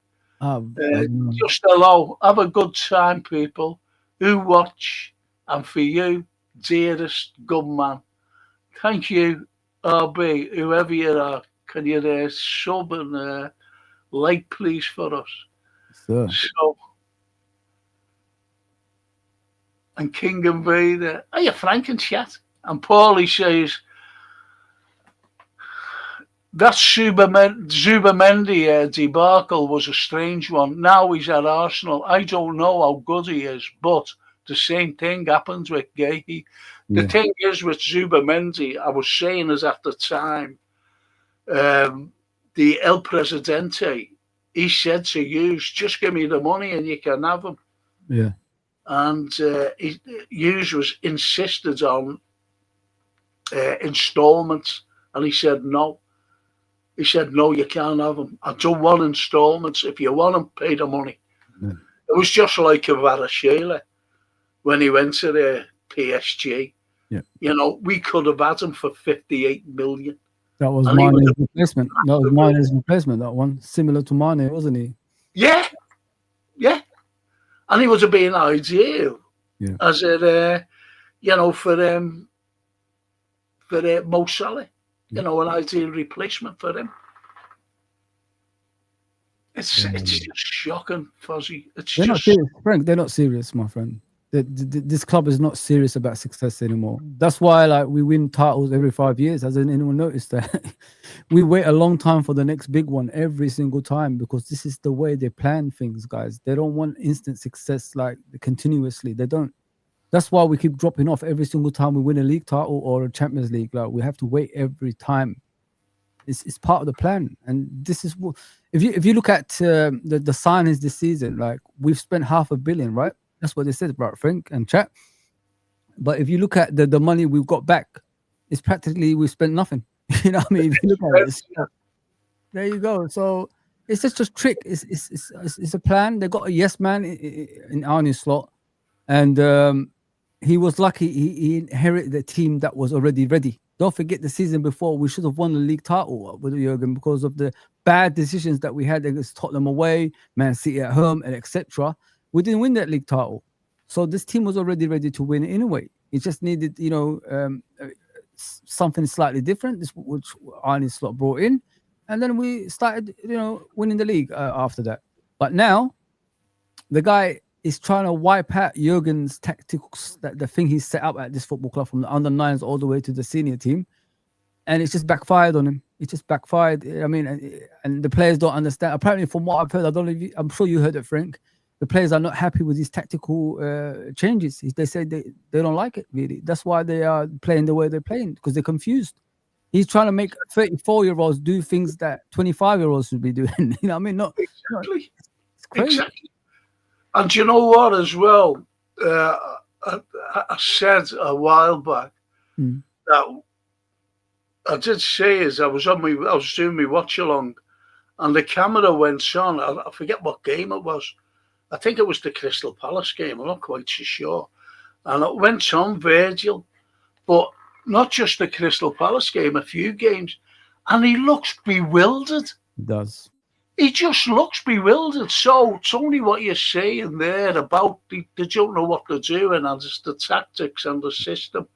But he's, look, you've got Mr. Memory Man here, and he says Slotter's going nowhere this season. They will judge him in the summer, in my opinion. No, because if we're going further and further down, we're the premier club in British football, and we can't have him bringing us down to a level where, you know, we've become a laughingstock now. Yeah, we've become a laughingstock, and this just can't go on with the likes of Arne Slot. So I think if it keeps on going and playing and getting stupid results or non-existent results, I think he'd be gone well before then. I'll give him till Christmas. What do you think? Do you think he'll I think he'll be sacked very, very soon. I said it before the game the other day, before the Sunderland game. I was in Jamie's chat show, actually, and they all laughed at me. They said, we didn't know you would take a turn like this, like about Arne Slot. I said, guys, forget about the West Ham game. West Ham is what it is. You know what I mean? We caught them in a perfect moment, but it doesn't mean anything's changed. This guy is off his head. He's mentally gone. If you look at the game yesterday, Frank, the defense was all right in the first half. The defense was all right majority of the game. When you take the jigsaw, basically, when you got that jigsaw and it's complete, Frank and Trap, you don't really change it, do you? You don't bring any disruptions to it. So as soon as you bring on Curtis Jones as a right back, that jigsaw is gone because every other defender in that four, so the three that's normal defenders, was Robertson, Van Dijk, and Konate, they will think about protecting Jones and they will think about protecting other defenders because the jigsaw is broken. When you got that comfort zone with Gomez there, nobody has to worry about coming out of position. You know what I mean, Frank? Nobody has to worry about doing some silly things because they know all you have to do is look after yourself because everybody's a defender. So when you took that away, look at the defense. 10 minutes later, we conceded the goal. Salah couldn't get past anyone. So this is the things this head coach is bringing, which is a head coach that doesn't know what he's doing. I'll guarantee you, if Gomez was still there, we would have kept a clean sheet. I think so, because the defense weren't worried about anybody else but themselves in that game. As soon as he broke that apart, brought on Salah, brought on Jones, the game just fell apart after that. Yeah, but when he was bringing on as well, when he was putting Szoboszlai at right back, the midfield, there was no engine in the midfield. There was nothing. Nothing. And he was relying on Dom to the way Dom runs around, and he's all over the place, Dom, and getting back to his position. But there was no engine in midfield. And as the Anfield Roar says to Ali Noose, the reason the midfield is bypassed, it's because he has Konate and Virgil in possession for half an hour, or the ball's hit long from the back. This slot has fucking ruined our identity, and that's what we've been saying. I would have been more happy if the game was 0-0 than 1-1, if you know what I mean, because at least we kept a clean sheet. If you know what I mean, Frank, that could have been a base of something, you know what I mean, to continue with. But he didn't even give that team a hope. When he made those substitutions, that substitution says a lot about a head coach, to be fair, guys. You know what I mean? His substitutions are always appalling. Wrong timing. Sometimes he puts so many in there and you think to yourself, how they all going to gel at the same time when you're putting 4 players on the pitch? You know what I mean, Frank? So it's just a mess. It's an amateur mess, what we're seeing. And it's not going to get better, guys. Every game we're watching right now, home, the worst part of it is normal circumstances. When we're at home, we feel comfortable, innit, Frank? We don't worry. Now we're worried every single home game that we play, as well as away. So where's the place where we're gonna win? There's no place. Now we're gonna go to Leeds away. Leeds just beat Chelsea by 3 goals to 1. You think we're gonna go down and beat them the way they performed? Like, listen, this guy, man, he has to go as soon as possible. Otherwise, like Frank said, we're gonna go further down, and that's the worrying part for me. And as soon as we get out the Champions League, it's always difficult to get back in it, Frank. It's never easy to get back to that place. Well, this is what we've been saying all the time, to be honest, Foz, about the tactics, about the system. And you mentioned about him, when a 3 defeats on the trot. And where did he go? Instead of going to the AXA training grounds, he went to Dubai. He was treating Liverpool. As a travel agency. Yeah. And I believe he did the same during the last international break. It's all wrong. It's wrong the way this man is treating Liverpool Football Club as though it's an Eredivisie side, a club where he most probably could have done anything at Feyenoord. Yeah. And what got me as well about Feyenoord, and they had games to go, he took a mic, he went into the middle of the pitch and started speaking to the crowd and said, I'm leaving for Liverpool at the end of the season. I thought that was disgusting and disrespectful for the crowd who was there. Yeah. See him saying that to us, we'd be fucking made up. Yeah, I'd go. But if he got out in the middle of the pitch last night and said, I'm leaving, I think the fucking biggest cheer. I've never seen Liverpool empty a stadium like I have been in the last few home games. And that's against them. It's not against Liverpool. It's against them. They're demonstrating against them. Yeah, we're in a big problem out here, man. It's going to be tough getting out of it if he's still here. Because there's no tactical know-how, there's no build-up play, there's just nothing. It's just a dead team on the pitch, and it's sad to watch. It is a dead team. Best terminology, that's right. Dead team. A dead team. And he's never going to improve. He's going to get even worse. You know what I mean? He's still going to play the same players again. It's like he has that itch, Frank. Like, he has to play these players every single time, and he just doesn't get away from it. I'm sick to death of it now. Like, I'm sitting there at times, I'm thinking to myself, like, why don't you give other players opportunity? Maybe if you give these other players that haven't played all season opportunity, maybe they will shock you. I mean, maybe they will surprise you, and he's not even taking that risk because if that works out, he's a very arrogant man, and he doesn't like people having to go at him about it because they will ask that questions. Why didn't you play them in the first place 10 games ago? Maybe if these players, did this for you 10 games ago, you won't be as much as trouble that you're in now, if you know what I mean, Frank. So yes, yeah, he's just a proud man, mate. It's I can't stand him anymore. I really can't. It's hard to watch, Frank. It's really, really hard to watch. I don't see any improvement anytime soon either. I really don't. but don't you think, Foz, that he split the whole of the Liverpool fan base in half? Frank, I want to ask you a question, and I want to ask the question, the chat question. Like, what chemistry have you got with this manager? Like you remember Jurgen? We had that connection with him. What connection have you guys got with this guy? There's no connection. Nobody. There's all tell you that. Yeah, Barry says, I think we should get Guy in. No messing about.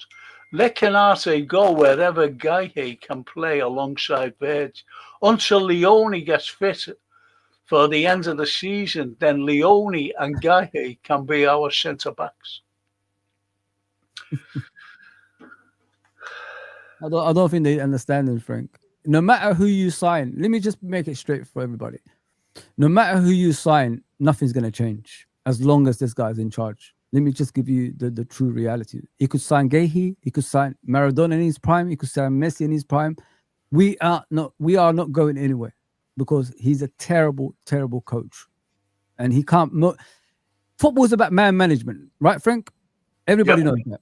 The best psychologist in football is the best managers in the world. Shankly had it, Paisley had it, Jurgen had it, Mourinho had it, Ferguson had it, Pep Guardiola has it. Those are the special players that have those kind of psychological factor. Yeah, Lane, I'm in the middle of a pod. No, I'm in the middle of a pod. What was you going to say?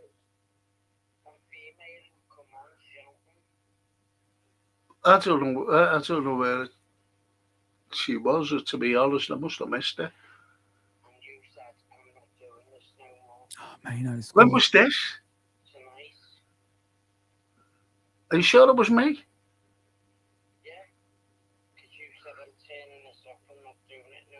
No, not me. No, I think you've got the wrong fucking pod on. I think you've got the wrong pod on. All right. Lynn, I've got to go. I'm sorry, I'm in the middle of a pod. Okay. Say that.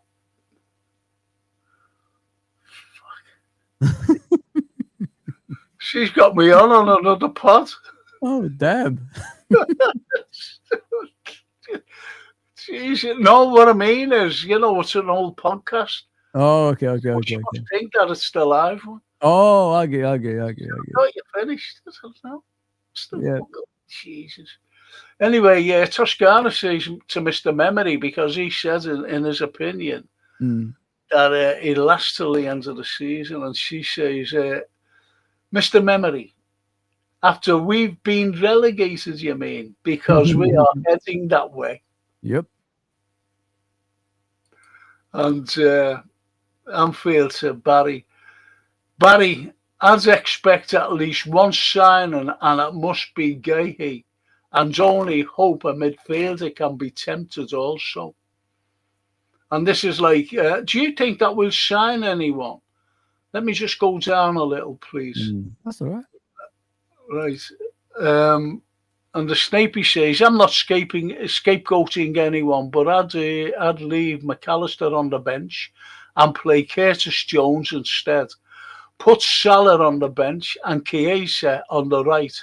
Drop Gapco, put Ekatike on the left, and Isak up front. Now, before, would you agree with what Snapey said there? Ekatike on the left? Yeah, I don't mind that. I mean, all we're asking for, Frank, is something different. You know what I mean? Because we're getting the same thing every week, and stick with it. But he ain't even doing that. So I wouldn't hold my breath, guys. It's done. It's done. We're We're just waiting for the time that we're gonna hear he's been sacked. That is it now, in my opinion. Anyway, I'm not gonna give you false hopes like other people are giving you guys, like we're gonna turn it around or anything like that. The guy is gone. It's just a matter of time.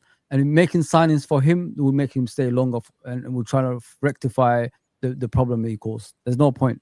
Even if new players come under him, it's still going to be the same. The guy spent over 450 million on great players, and he can't get them to perform. And you feel like getting 2 more players is going to make a difference. You know what I mean? So that's what I've been saying all the time. These are great players. These are great players, and yet he can't. He's the chef. He can't do the ingredients. He hasn't a clue. But not only the ingredients of new players, but our own players with a stupid system. That's why I said about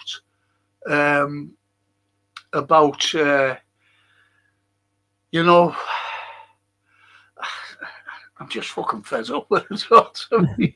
it's hard, Frank. It's hard to explain it because I think people have this hope, this hope of like he's gonna change things and buying these players and that is gonna change. It ain't gonna change anything. It's a simple question you could ask everybody. What's our style of play? And nobody can tell you. Nobody can tell you. Nobody, because the identity's gone. It's gone. And this is what he got rid of the Jurgen identity, guys. He got rid of that now, and the players can't perform what he wants them to do. Do you agree with this wonderful comment here? We need defensive reinforcements also, if possible, a scrapper in the middle, a Mascherano stroke a man type, and a wrecker, so to speak. What do you reckon? Yeah, in normal circumstances, you can. If you've got a style of play, those players will benefit us. And I mean, to take us to different levels because they're hungry and they will do everything to win the battle. If you know what I mean. But under this coach, there's nothing like that. You know what I mean? Any player can come in and he will find a way to ruin everything. So under a different manager, that'd be brilliant. I think that's something that we need: a dominance midfielder that can battle, win the ball at any cost, and complement the defense as well as the attack. That's what we need. Yeah, Fabinho, Haman, Mascherano, someone like that. Because when you play Liverpool, there's no fear factor against Liverpool, guys. It's easy to play against. Liverpool. There isn't. There is no fear factor. Teams come to Anfield like Nottingham Forest, and Gibbs White is saying we was comfortable at Anfield. I mean, that's what we're hearing now, Frank.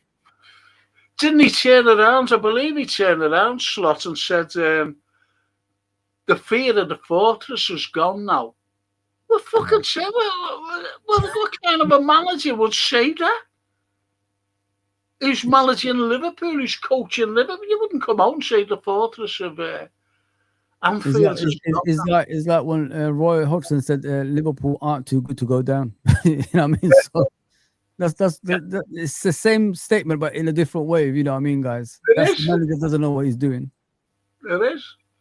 And Toscana's lovely. She's good, Toscana. She says, I had a spare 10 minutes, so I thought I'd see what the rap had to say. First and last time, I had to switch off as they were winding me up. It's no good for my blood pressure. That's the Anfield rap, because they're just giving silly excuses. They work for the club, innit? They work for the club. I was at Philadelphia 2 years, not last summer, the summer before. I was following, as you remember, Frank, I came afterwards. I told you I was going to America with a tour, innit? And the Anfield rap, Redmond TV, all these guys, they work for Liverpool Football Club. So you're going to hear only good things coming out of them no matter what. They will support the manager. That's how they are. But why do you, surely I used to be on LFC TV. I remember, yeah. And I just criticised, and it was the Northern Irish fella. I won't mention his name. I fucking horrible. I just won't even mention his name. You know who I mean, the Northern Irishman. And I criticised him all the time. I criticised him. And I always remember it was after, I think it was me, I don't know whether it was Jan Mulby, I'm not quite so sure it was on with, and it was the Basel game. And this is in the Champions League at Anfield on a Wednesday night at Anfield, and we go out to the mighty Basel. And I said right there live, Claire Rourke was she was the front, and I said, he's got to go in. I said, we've just gone out to a very poor European side at Anfield. At Anfield, I said. And look at us. Just look at us. And, so I criticised him. And if I was, I wouldn't give a fuck. If I was still back on there, I'd just criticise this fella. He's got to go. Because you can't see any positivity with his play. Nope. Look where we are. Hard to watch, man. It's hard to watch. You're spot on. You know what I mean? Those who support this and don't have a say in it, because I see those guys from these channels, Frank. They're always careful in what they're saying. They never come out and say how they really feel. You know what I mean? It shows they don't care about the football club. It's all what benefits them at the end of the day. That's important. You work for that channel. And you said how you feel because you love the football club. You want your football club to be the best that it can be, what it was built for. Like Bill Shankly said, you know what I mean, when he first came, it's like a toilet. That's what he said. Anfield's like a toilet. That's what he said. He said Anfield's like a toilet. If you guys don't believe me, go look back. That's what he said. But I want it to be the bastion of invincibility. That's what he said. Exactly. Those words come out of him. Not these words you hear on Twitter and all these other places about if you don't support us when we're losing. Oh, he never said it. I'd love to see the video. I could show you those. He never said it. There you go. He didn't say it, as you know, Fuzzy. He didn't say it. I know because they've got nothing to say, and all as they do is just throw that quote at you. Yes. Because they've got nothing to say. If they had something to say, they wouldn't throw that quote up. Yes. And that's all they've got. Oh, yeah, look, don't support us. But it's fucking ridiculous. It really gets up my nose. I could find those two videos about when he called the club a toilet, and I could find the video when he said bastion of invisibility. I can't find the other one everybody's talking about. I can't find that. Yeah, I seen it. I heard him saying it. He said it was a toilet when I came here. Yep. And then he fixed all the drains and he had all the drains and everything fixed. Even Kenny Dalglish said it. Yep. Kenny said it. He said, but look at it now. Look at it today. And this. I mean, never had the new stand, the main stand. Yeah. And for him to say that sickened me. The fortress is gone. The fortress, is not. He shouldn't be saying fucking things like that. I'll just read out this. Let's see what the Roar says to the Snapey. We need that head case in midfield. We need a pigeon chaser. Watching McAllister these days is like watching me dad running around the car park looking for the car. I think we're a bit harsh on McAllister. I mean, it's not just McAllister that's playing badly, guys. There's everyone's a scapegoat. About 11 players that's playing badly. You know what I mean? So it doesn't really matter who it is. He's just. Yeah. But he's got no pace. He's never had pace. Even last season he didn't have pace. So it's just the support around him is the issue. We should have got a DM at any cost in the beginning of the season to support those two midfielders, and they didn't do that. They were going luxury buys. Forward line, thinking they're going to outscore everybody. It hasn't worked out that way, has it? Can I ask you the question, Fuzzy? Go on, friend. Suppose he got the sack, on Saturday or Sunday, whenever it is. After the Leeds game, we got beat. Yeah. Which is not. It's just unacceptable. Oh yeah. Right. And he sacked him. Yeah. Who was you have in as an interim manager? I'll bring Jurgen back, mate. I need some life into this football club again. You know what I mean? I miss everything about Jurgen, to be fair, mate. I think he's rested up well now, Frank. I think he's rested up to come back. For him to make that interview that saying he wants to, if he has to come back to another club, it'll be Liverpool. It shows he misses it. And Frank, when people leave, it's never the same, is it? They always want to look at Rafa Benitez when he left. All he talks about is Liverpool. Look at Gerard Houllier when he left. All that he talked about was Liverpool. They always want to come back. And I think like I said to you earlier, football is about psychology, and there's no one better than Jurgen in psychological sense. He could make any ordinary player into a world-class player. Every player that played under him for Dortmund and Liverpool have always been a Ballon d'Or nominees. You know what I mean? So that's the kind of thing he can do with players, my friend. And this is what we need. We need someone that could lift this club, like Kenny when Roy Hodgson left and Kenny came in. Look how alive we became again. We was alive again. We lost hope when Roy was here, but Kenny came in, made us alive again. Even that it was 10 years too late. But yeah, that's what we need. We need someone like Jurgen, mate. Bring back Buvic as well. Not that Pep Linders guy. Bring back Buvic with you, the brain, man. Then God, I mean, just no, don't want him. But I always remember Buvac. He was fucking brilliant. Jurgen says he was the brains behind. He used to calm him down, didn't he? He was the one who's calming him down. When Jurgen used to go up and down the lines, he used to stay calm because you lose energy if you keep doing this. That's what he used to do to him, Frank. He used to calm him down, mate. That's why Jurgen with him always had longevity at football clubs. Under that Pep Linders guy, it was different, man. I could see it. He wasn't the same Jurgen that was under Buvic. No. I think Slot, IBRC, is sacked after the Arsenal game as they are likely to spank us 5-0. And FSG, I think the worrying now will worry about the Champions League. Yep. I think they're worrying now. Yep. To be honest, because that's where the money is, the Champions League. And it's not only that. If you want top players, they only want to go to a club that is in the Champions League. Well. And that's a big deal. And if they don't do anything now, do you know? I don't know. I think he should be gone. I really do. I hope it's before then. And Edward says we're already 5 points behind fifth. If this carries on, there'll be loads of teams playing for fourth place. Oh, 100%. But the thing is, what people need to understand, Frank, there's a lot of teams better than us. You know what I mean? So we're one of the worst teams of the season. If you look at the actual form guide, I think we're second from bottom with Wolverhampton. Yes. What do you think? Have you been watching the under 21s and under? I don't watch them anymore. Do you know what? There's nothing there for me. Yeah. And he's gone right through the whole system by playing the system that he's playing with our team, the big team now. He's gone right. Liverpool lost in the 18s, isn't it? 7-0 or something like that. So I remember us playing Manchester. I remember us playing Real Madrid. When we played Real Madrid, they played in the day. Yeah. And we got spanked by them. Wow. 4-0. Up at the academy, and we were shocking.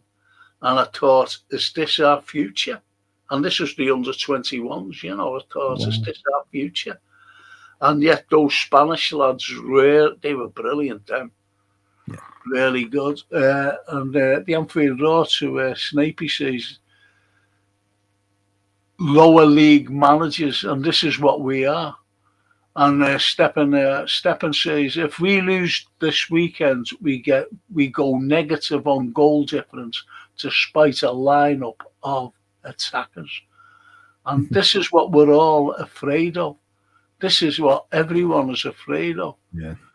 And King Vader says, Frank, that slot said, when teams play a low block, it's impossible to score against unless you score a worldie. This manager is a joke. He did say that, actually, yeah. Yeah. Oh, look at that. Where are you? That's me. That was earlier. That's before I come on, yeah. Oh, is that you there, yeah? Where can we find you, anyway? Is that just Fuzzy Football? Yeah, I've changed my channel to that name now. I just want to do other football, not just Liverpool. So this is it's the same channel, but it's just changed the name just to football. Just changed the name. Yeah, I just want to talk about football now. I don't want to talk about the heartbreak Liverpool are putting me through every single time. You know what I mean? It's tiring. I mean, I've suffered 30 years of, blank football. I don't want to, at my age right now, Frank, I don't want to go through the same thing anymore, man. So. Well, I'm changing my name to George Clooney. Might as well, mate. Might as well, Frank. I mean, that'd be great. Yeah, man. Yeah. Yeah, look, the Anfield Roar. Fozzy TV football. All right, lads. He's letting you on to you there. Yeah, he comes on and helps me, man, in the chat. All right. He's a great lad, man. And the Snapey says, for the odd times I look at other pods, they all seem to lack objectivity. These lads and lasses on here are at least consistent in their objective analogies. Criticism is born of heartfelt concern. You can't get any better than that, can you? You can't, man. And that's all it is, Fozzy. We're concerned about our football team. I'm hurting, man. I'm hurting badly, guys. Like, I can't. All day today, I was just quiet, Frank. It just hurts. It hurts watching this, man. It really hurts when there's just no life in our team, man. That's what we're all about, innit, Frank? We're all about fighting and things like that. That's what I'll be brought up to watch Liverpool, and there's no fight left in us anymore, man. You know what's sad, Frank? If we would have won the league this season, it could have been 21. If we would have won the league, Arteta could have got sacked. If we could have won the league, Pep Guardiola is about to leave. So that opens that opens that pathway for you to dominate for the next 5 to 6 years, because those teams have to restart with the new managers, and we didn't even take that opportunity this season, Frank. No, we didn't. How sad is that? How sad is that, Frank? Yeah, no, we didn't. And Toscana says Slot just rattles on about low block. Must be the latest trend. And the Anfield Roar to you says, what do you make of this, lad? You know, what he's saying about everything to you, to be honest. What, me? What do I think about what? About about what he said. This is before you came on. Oh, okay. And look, he says, Fozzy, I'm sure Uncle Frankie would. We just need to get his attention. This is, I'm sorry there, this is, I didn't even know you were waiting, to be honest, until... No. I didn't even put myself, it's when he sent that message to me, go on in it for Anfield Roar, because I know, I said, James, he emailed me, he said to me, anytime you want to come on, just get in that link and Frank will let you in. That's what he said to me. So... No, because, let's see, this lad, what does he say? We have no idea, good lads, good lads. We have no identity, don't know what formation we are trying to play, and he's made us so slow. Yeah. It's only getting worse. And there you go. There you go. Well said, lad. Mm-hmm. Well said. And Darren says Newcastle play Liverpool soon in January. Oh, don't say. It's just going. And Stefan says, stadium crowd should sing, how do you sleep at night? Yeah, true. I agree with that one. Yeah, I don't know, man. It's just ridiculous. Shocking, mate. Shocking, man. And I said exactly the same what W says. He should have been sacked after the Forest game. I said exactly the same. And Paulie says, hey, Fozzy, like your style. Oh, not nice. In with a P45. Get in, back of the net. P45, man. Soon. I'm going to go right down because I'm way behind, unfortunately. That's all right, Frank. Go for it, mate. And Stephen says, Stephen Bood, that is, Frank, we're sounding like blue noses, aren't we? Mo Salah will win the Golden Croc if Bellend stays. That's right, that. And the Cop Godfather. Big up, Frank. Just subscribe. Just send and support. Big up, Fozzy. Big bro. Do you know that, lad? The Cop Father. Yeah, he's a brilliant guy. Brilliant. Proper Liverpool fan, Frank. You're going to like him. He's very supportive as well. Yeah. He's going to be in the panel a lot. He's a very nice guy. Isn't that nice? He's just subscribed. Thank you, Cop Father. Thank you so much. Yeah. And the Anfield Roar, it's really interesting. We sold Lucho to release Rio Nigamoa talent. And yet Slot, apart from the Newcastle, gives him no minutes. How many kids nowadays are ready? Yamal, Est, all given chances. Yes, they are. That young Mal, he's brilliant He's there. brilliant. I like him. Yeah, they're all given their chances, but there's, I don't know though. Young Rio, he could be. We could give him a chance, and we get beat heavily. And then And how would his confidence be? Yep, exactly. That's the way I look at it as well. But then again, people can say, "Well, you got to lose now. We're not exactly winning." You know what I mean? He could be the spark. It's like, that season we gave Besiktas a chance. He was the best player in the team that season. I remember. So that can be something. Ali's he's in Romania. He's a Romanian, as Ali, and he says not only last night, it was the same in our last 10 games. Let's not forget something. At home versus Arsenal, we had the big luck. We had one chance, and Szoboszlai scored. Yeah, and he's so right. he did. He's so right. And Todd says he has turned this team into kittens. We are too slow and soft to play against. Absolutely. 100%. That's a good shout. It really is, because we just, I can't make anything out, to be honest. Frank, you can't make anything out because there's nothing.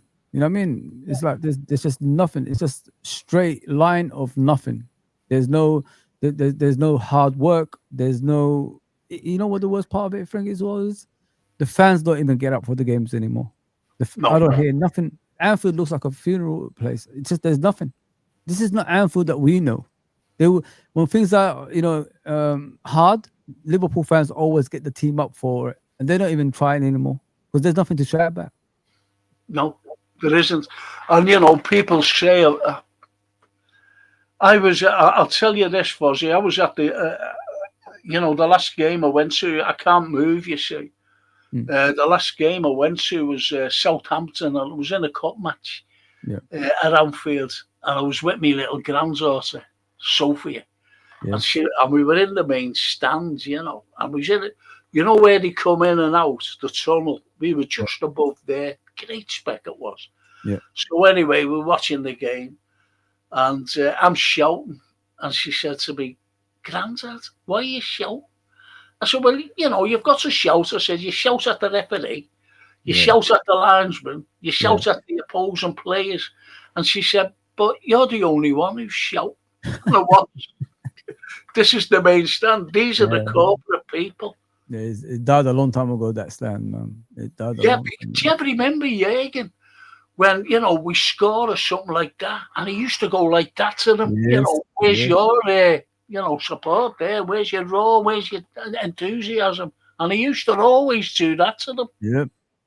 No chemistry with this guy at all. Even last season when we won the league, no chemistry with the fans. He never rises up the fans. He never asks them for help. Nothing. He just stands on the side and that's it, really. It's done, man. What do you think of this comment here by the Anfield Row? And he's talking to the IBR still. IBR's brilliant. They're all brilliant on here, to be honest. Man. And he says, nobody didn't want Isak, it's true. We was overjoyed, but overall, the balance of the signing is more style over substance. Hughes has failed, really, it has to be said. He does renewals, etc. What do you think of that? About Isak? Because lots of people are saying, before you answer it, lots of other people on our chat saying, but he's not getting the service. He's not. That's the thing, though, Frank. He's not. But with me, I was on the boat of Alvarez. You remember the Atletico ex-Man City player? That's what I remember. I came on here and I told you about, and I think you agreed with me as well, because he's more of an all-round striker than just a number 9. If you know what I mean, Alvarez. You saw him with Arsenal in the Champions League this season. He's phenomenal at the Emirates. That's more suited to us than Isak, to be fair. But once we bought Isak, you got to play to his strengths. I mean, Of course you have. what creativity is he getting for him to even score a goal? I mean, you don't even give him the ball to score goals. So what do you saw the West Ham goal the other day, guys? It was a first touch finish. How often does he actually get that in the box? We don't even create chances. As I said when I first came on this stream, how often do we actually work opposition goalkeepers? We don't. I've seen, like I said yesterday, players headering back to the Sunderland goalkeeper, headering back every single time when we was making threats. That's how easy it is against us now. Players are headering back to their own goalkeeper when we put crosses in, which means we ain't creating shit. Yeah, man. Exactly. Don't blame Isak. Don't blame the players. It's not Isak's fault. It's not Virgil's fault. It's not Salah's fault. It's no nobody's one. the manager. It's the manager, guys. I'm telling you, man. I sat here for 40 years now. This next year will be my 40th year understanding football. I've sat here. I watched Liverpool for all those years, and I'm telling you right now, it's nothing to do with the players. It's the head coach. It's the man at the table. That's the problem. I'm not even lying to you guys. If every player is suffering the same issue, it's only coming from one person, and that's the head coach. I'm telling you guys. Of course it is. You know, this is what we've been saying. It's the system. It's the tactics. And he just... See, you mentioned something before.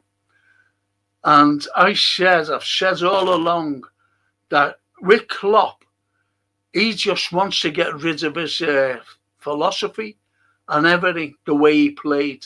Yes. He wants to get rid of that as legacy. Yes. Because he wants his own... By winning the league, he must have thought, this is it. I'm going to make a stamp here. I'm going to make my stamp. Spot on, Frank. And he's failed miserably by getting rid of the Klopp legacy. You know why he wants to get rid of the Klopp legacy? Because unfortunately, I thought, I'm sure you thought it, Frank. I'm sure chat you guys thought it, because he's cool and calm.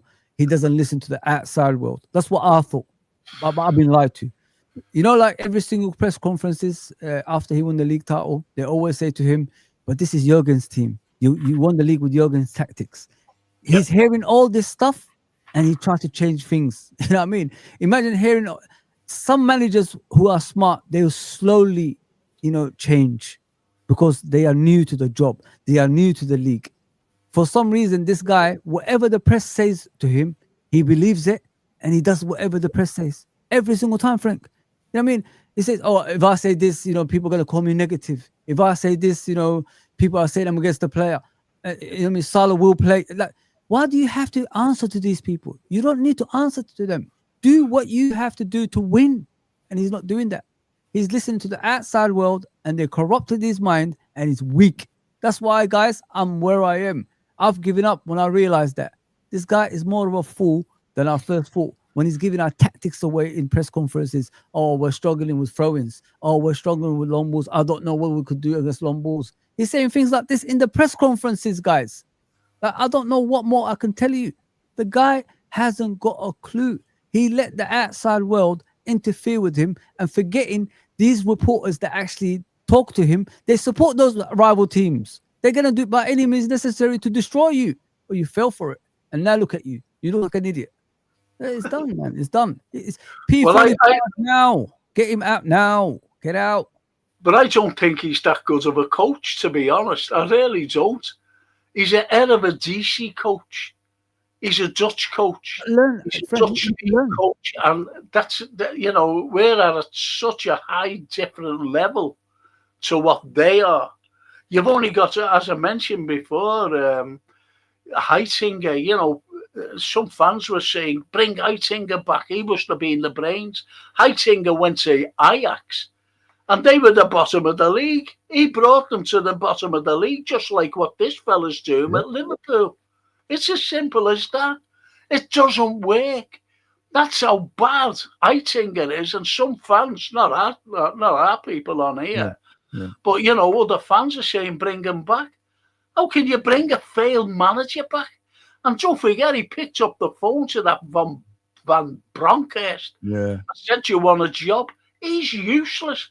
One of our chatters said the other week, sack Van Bronckhorst and just leave his laptop. That's more better. I like that. I like that. That's how bad it is. That's how bad our bloody club's going. But we've got a Champions League. And as the lad said, we're now 5 points behind 5th place. And the Champions League is imperative to our owners. So he's got to go. They can't give him till the end of the season. They can't. No. Not the way we're playing. And it's not going to change. It's just getting worse. Yep. This is gonna separate the boy, the men for the boys and all that stuff. Whatever they say, like, because now what I've been hearing is like fans are giving tickets away now. They no longer want to go to the games. Now they need all the support that they can get. But what can you support when you're getting nothing back? It's a mess, man. Well, I think he's agreeing with you there about the mess, because what he's saying, if we keep Slot till the season's ends on current form, we're relegation fodder. That's not exaggerating it. Statistically irrefutable. Our current form is so poor. Yeah, we're down there with Wolverhampton. Yeah, we're down there with Wolverhampton. We're one of the worst. Oh, yeah. Yeah. And the IBR to the Anfield. I wanted Kirker, Zekatike, Vert and Frimpong, but not Isak, as he showed Newcastle disrespect. And for me, Osserman was a better fit. You see how... go on, I'm sorry. I don't think Isak showed disrespect to Newcastle. I think that was agreed when he didn't sign. He asked for a new contract. They offered him nope. The season before, wasn't it, as well? And they said no. Then he said to them, "I'm going to leave next season."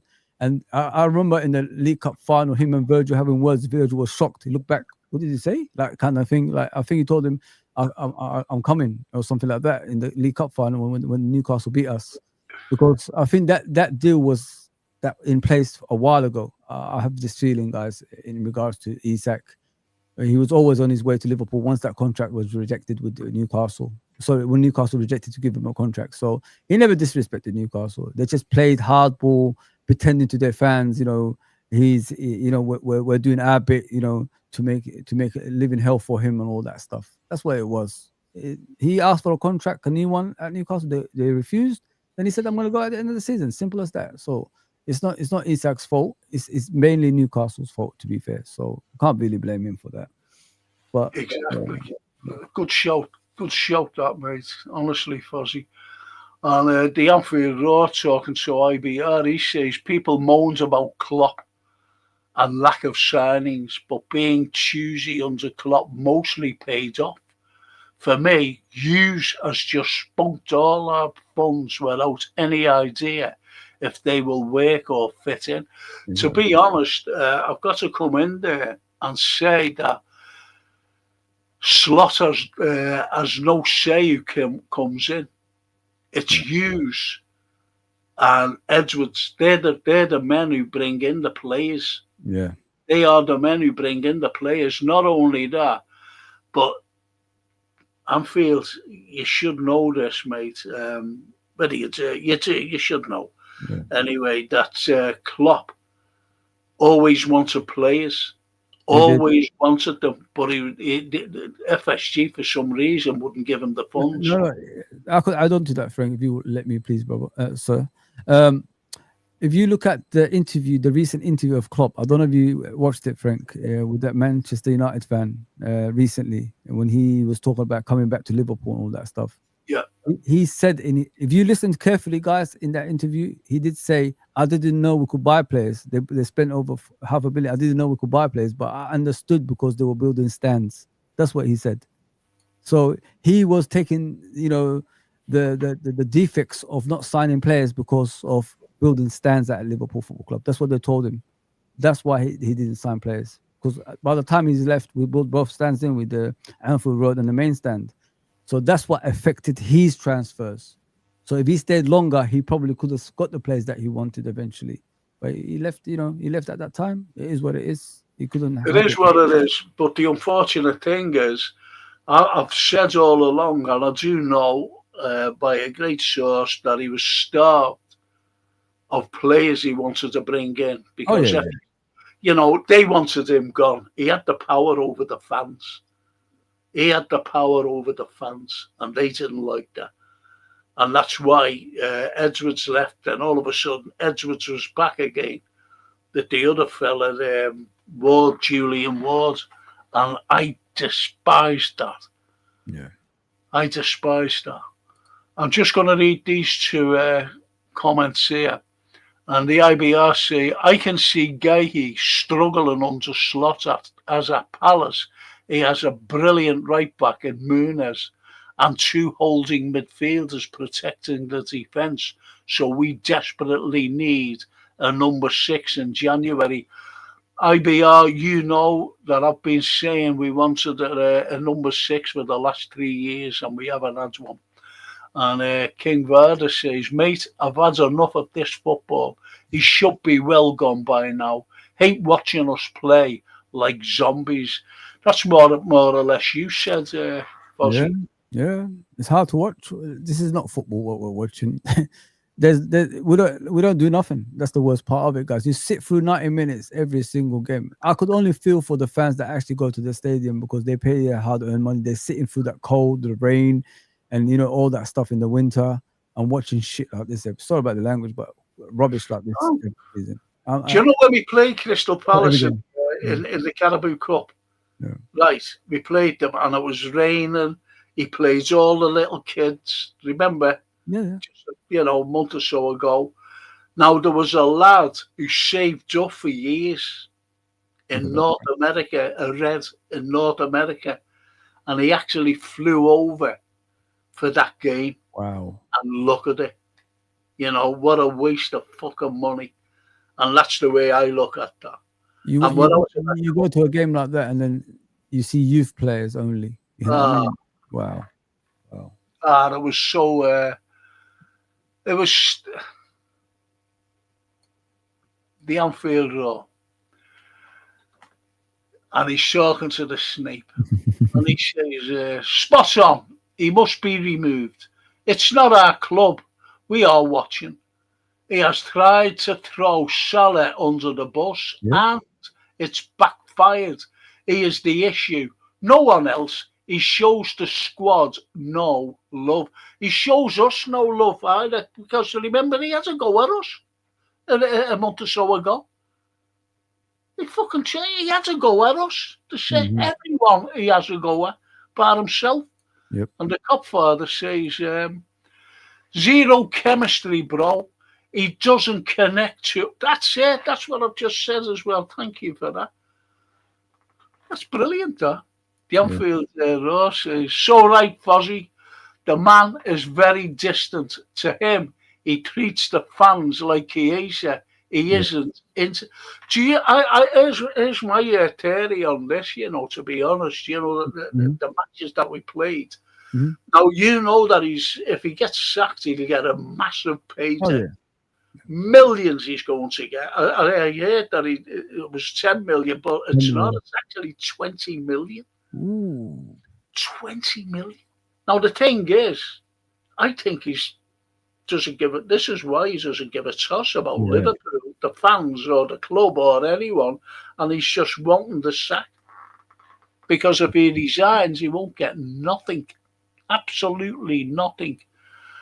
And right on time, that call. That's when I got that call. yeah. Because I don't know what it was, she said, you got all fed up with this particular person and said, I'm doing no more, I'm fed up with this. I think it was a slot lover, Anyway, Yusha, he's in the job because it's mathematically possible to finish in the top 4. The league's been awful so far this season. FSG would love Champions League football. Of course they would. Because that's where the money is, Yusuf. You know that, but I don't think that they can afford. But don't forget, Werner came over, didn't he, a couple of weeks ago to watch. And whether he knows any, I don't think he knows anything about football. Oh, hell no. Well, I think he's gone back there, Fozzie. I don't know whether you'll agree with me, and gone like that to that John Henry fella. Listen, they were leaving. The crowds were leaving long before the game. I've never seen that happen before. And the fans are so upset with the manager, with Slot. Yeah. So they must know that. That John Henry must know that. And the only way that, the money rolls in is from sponsorship and the Champions League. Yeah. So I think it's inevitable that he will go, not before the end of the season, but well before. I'd give him till Christmas, to be honest, if the results don't go any better. When I went to Anfield with my daughter, every game was magical. The manager, Jürgen, brought that to the atmosphere. Now, Uncle Fester slaughtered them in brackets. My daughter doesn't want to go. No magic left. I can't blame her. I mean, who wants to go and watch nothing? Basically, nothing in front of you. It's like you're going to the cinema and you're watching a blank screen. You know, that's what it is.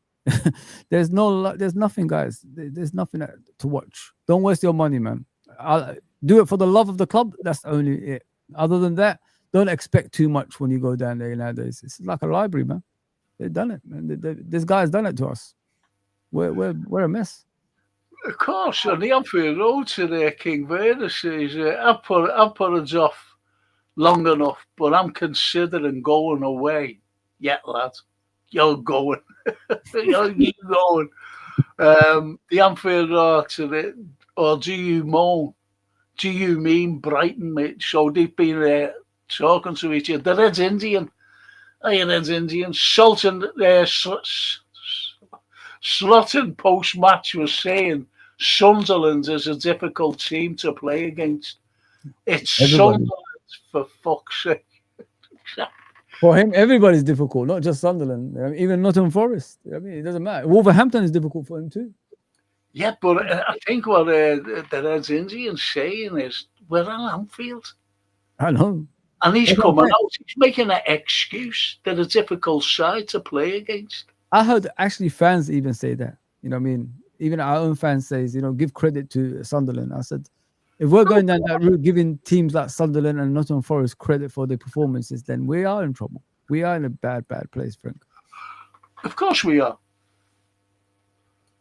And no, King Varda says, no, can't get tickets. Don't be singing and Slot if we're winning, lads. Exactly, I said that. I said that. And the Anfield Road to Paulie, there's no rabbit in the hat now. And there isn't. There isn't. There isn't. There isn't at all. There's no rabbit. Even the bench doesn't even change the games anymore. I mean, that's how bad it's got for us. Oh, there you go. Look at that. Yusuf says, when I mentioned Basel, Mo Salah played for us. Played for them. Oh, yeah. Against us. We was looking at him as well at that time, yeah. I always remember going to one of our, I'm going back to 72, I think, 71, 72, something like that. And I went to our boxing stadium. It's pulled down now. Anyway, I went there and I went to see Motta Hoople and Hawkwind. And I was on the radio and I was talking about it. Because I was talking about the boxing stadium. It was the first of its kind in the whole of the country. Just a boxing stadium. Anyway, I was talking about it, and this fella, and I mentioned about going to see Motta Hoople and Auckland. And I always remember saying to my girlfriends at the time, I said, you know what? When we were coming out, I said, the support groups were good, weren't they? There was only 2 support groups.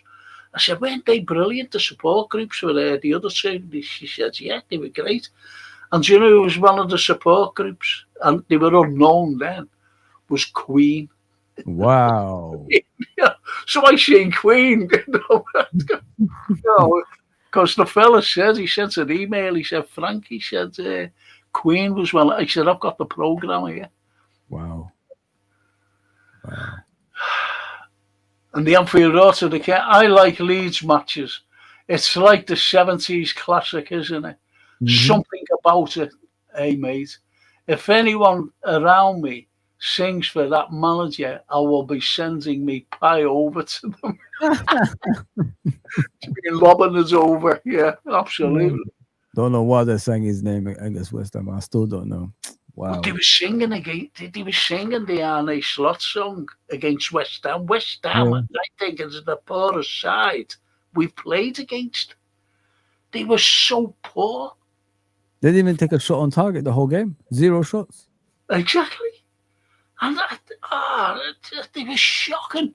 And don't forget, in the 87th minute, when we were still 1-0 up, Bowen has a cracking shot, didn't he? And it just went over. If that was gone in, God knows what would have happened. It would have been a loss or a draw, 100%. 10 men as well. He did that with 10 men. Don't forget, they were down to 10 men when he did that. Yeah, they were down to 10 men. They were. That was mad. That fella, Picasso, he's mad, him. Yeah. Buvak left because FSG wouldn't pay him what he thought his contribution warranted. It was all about money, says the Snapey. What do you think about that? Gini Wijnaldum, Sadio Mane, Fabinho's, everybody. It's not just Buvak, it's everybody that left Liverpool because of the wages they give. You know what I didn't know, Frank? I didn't even know Curtis Jones at age of 24 only gets 15k a week. Did you know that? Well, he got a pay rise, right? And this is where Lucho, he was only on that. And Lucho was on, I think, 48 or 52. Yeah. Right? And Curtis got a rise to, I think, 117. Right? And Lucho wanted the same as Curtis Jones. Yeah, Lucho was getting 55k a week, guys. There you go. When he was at Liverpool, 55k a week. And you wonder why the guy was always angry. And now look at him at Bayern Munich. Different player. Looks alive. Different altogether. Not only that, but, we missed out on a player who harasses. We even, when I first started off on here before, first came on, Darwin Núñez was mentioned. And we've lost those two because they just went forward and caused chaos in the opposing area. Spot on. And, we've lost all that momentum. We've lost it. There's nothing. There's nothing because of a fucking system. And the Reds Indian says, even if Klopp comes back, he might need time to fix the mess. What do you reckon? Nah. He's already got the nucleus players that he brought to Liverpool there. I mean, and I think as soon as he walks through the door, I think those players are going to be happy more than ever. There's one thing about Jurgen you could talk about, guys. Like he's easy when he's around players. It's easy to play for him because he could manage anything and he could motivate anything. That man could go to Bill Shankly's statue outside and motivate him to walk. That's how much of an influence Jurgen has on players. And it's like nothing's changed. I'm telling you, because the majority of these players are there, and he's got more quality on top of that as well with the new players. And imagine, you're hearing Jurgen on the sideline again, and the Anfield crowd going up again like they used to. Oh yeah, everybody's sitting in sync. Oh, I feel sorry for those teams. I feel sorry for those teams, man. Yeah, you'll get the pounds under the chest, won't you? You'll get the pounds under the chest. That's what you'll get. That's what we miss. And the King Vader says, can't lie, Raw. I don't look forward to us playing anymore under this fella. And Stephen James Bird says, what was the saying, Frank? Stay and the will make a statue of you. A fucking paper mache. One for you, slut. No, that was, I think that was Jürgen saying to, what's his name? Coutinho. If you stay, you'll become a legend and they'll build a statue for you. Yeah. And you, slut, will be a fucking paper mache for you. I don't think they'll even do a fucking paper mache, to be honest with them. Someone said you might as well sack Arne Slot now and just put a cardboard of Jurgen on the side. Put a cardboard of Jurgen on the line on the sideline. That will motivate the players more than Slot. You know what I mean? A cardboard cutout of his fucking cardboard cutout with Jurgen back with his glasses as well. They said, yeah, they missed the glasses. Could you imagine that, though, Fozzie? You know, if Klopp did come back, could you imagine the roar? Oh, man. The roar he'd get, you know, standing onto the pitch. I think everybody will be crying, Frank. I think people will be crying, man. I'm telling you, mate. Oh, yeah, because his wife, Ula, she didn't want to leave Liverpool. She was in charge of the boot room, innit? The restaurant, the boot room. She was in charge of it. She brought back the boot room, yeah. And the Snapey says Slot's not only tactically inept, but given his admissions, he's self-evidently psychologically fragile. That's a toxic combination in any business. When you're in control of LFC, it's self-destructive. Fucking hell, that's so common. I like that. Spot on in every way. They're all brilliant. Every fucking comment. Mm-hmm. And the Anfield Road to the King, mates I know went to the West Ham ground. They all said the football was garbage. They said it was an expensive team slithering just over the line, result-wise. Yes, I just want them gone, mate. That'll be a start, says the King Varda. And just let me go through some of these, please, Fozzie. No, it's good for him. Take as long as you want, mate. And Anfield Road to Rachel. You tell Frankie off. What have I done? Was Rachel telling me off? No, they're probably joking about it. It sounds like a... Oh, I see. What tell me off? What for? Tell Fozzie off. Yeah, tell me off. I'm fine with him.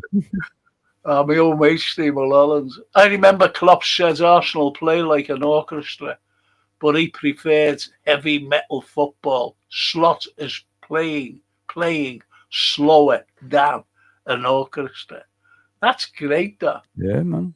And a lad named Tom, he says, unpopular opinion, but I think Salah is the issue. The team immediately collapse when he's on the pitch. I think the other players are getting fed up with his ego. We've seen how moody he can be.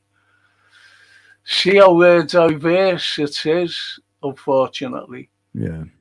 And the Anfield Road, great point, Fozzie. Alvarez would have been great.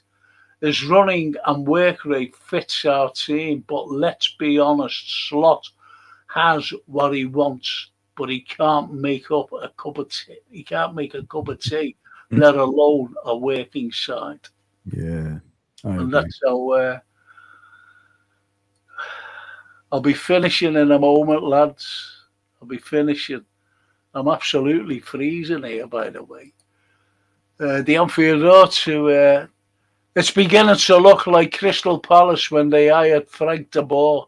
I'm sick of this arrogance. It isn't right for this city or club. He just doesn't get it.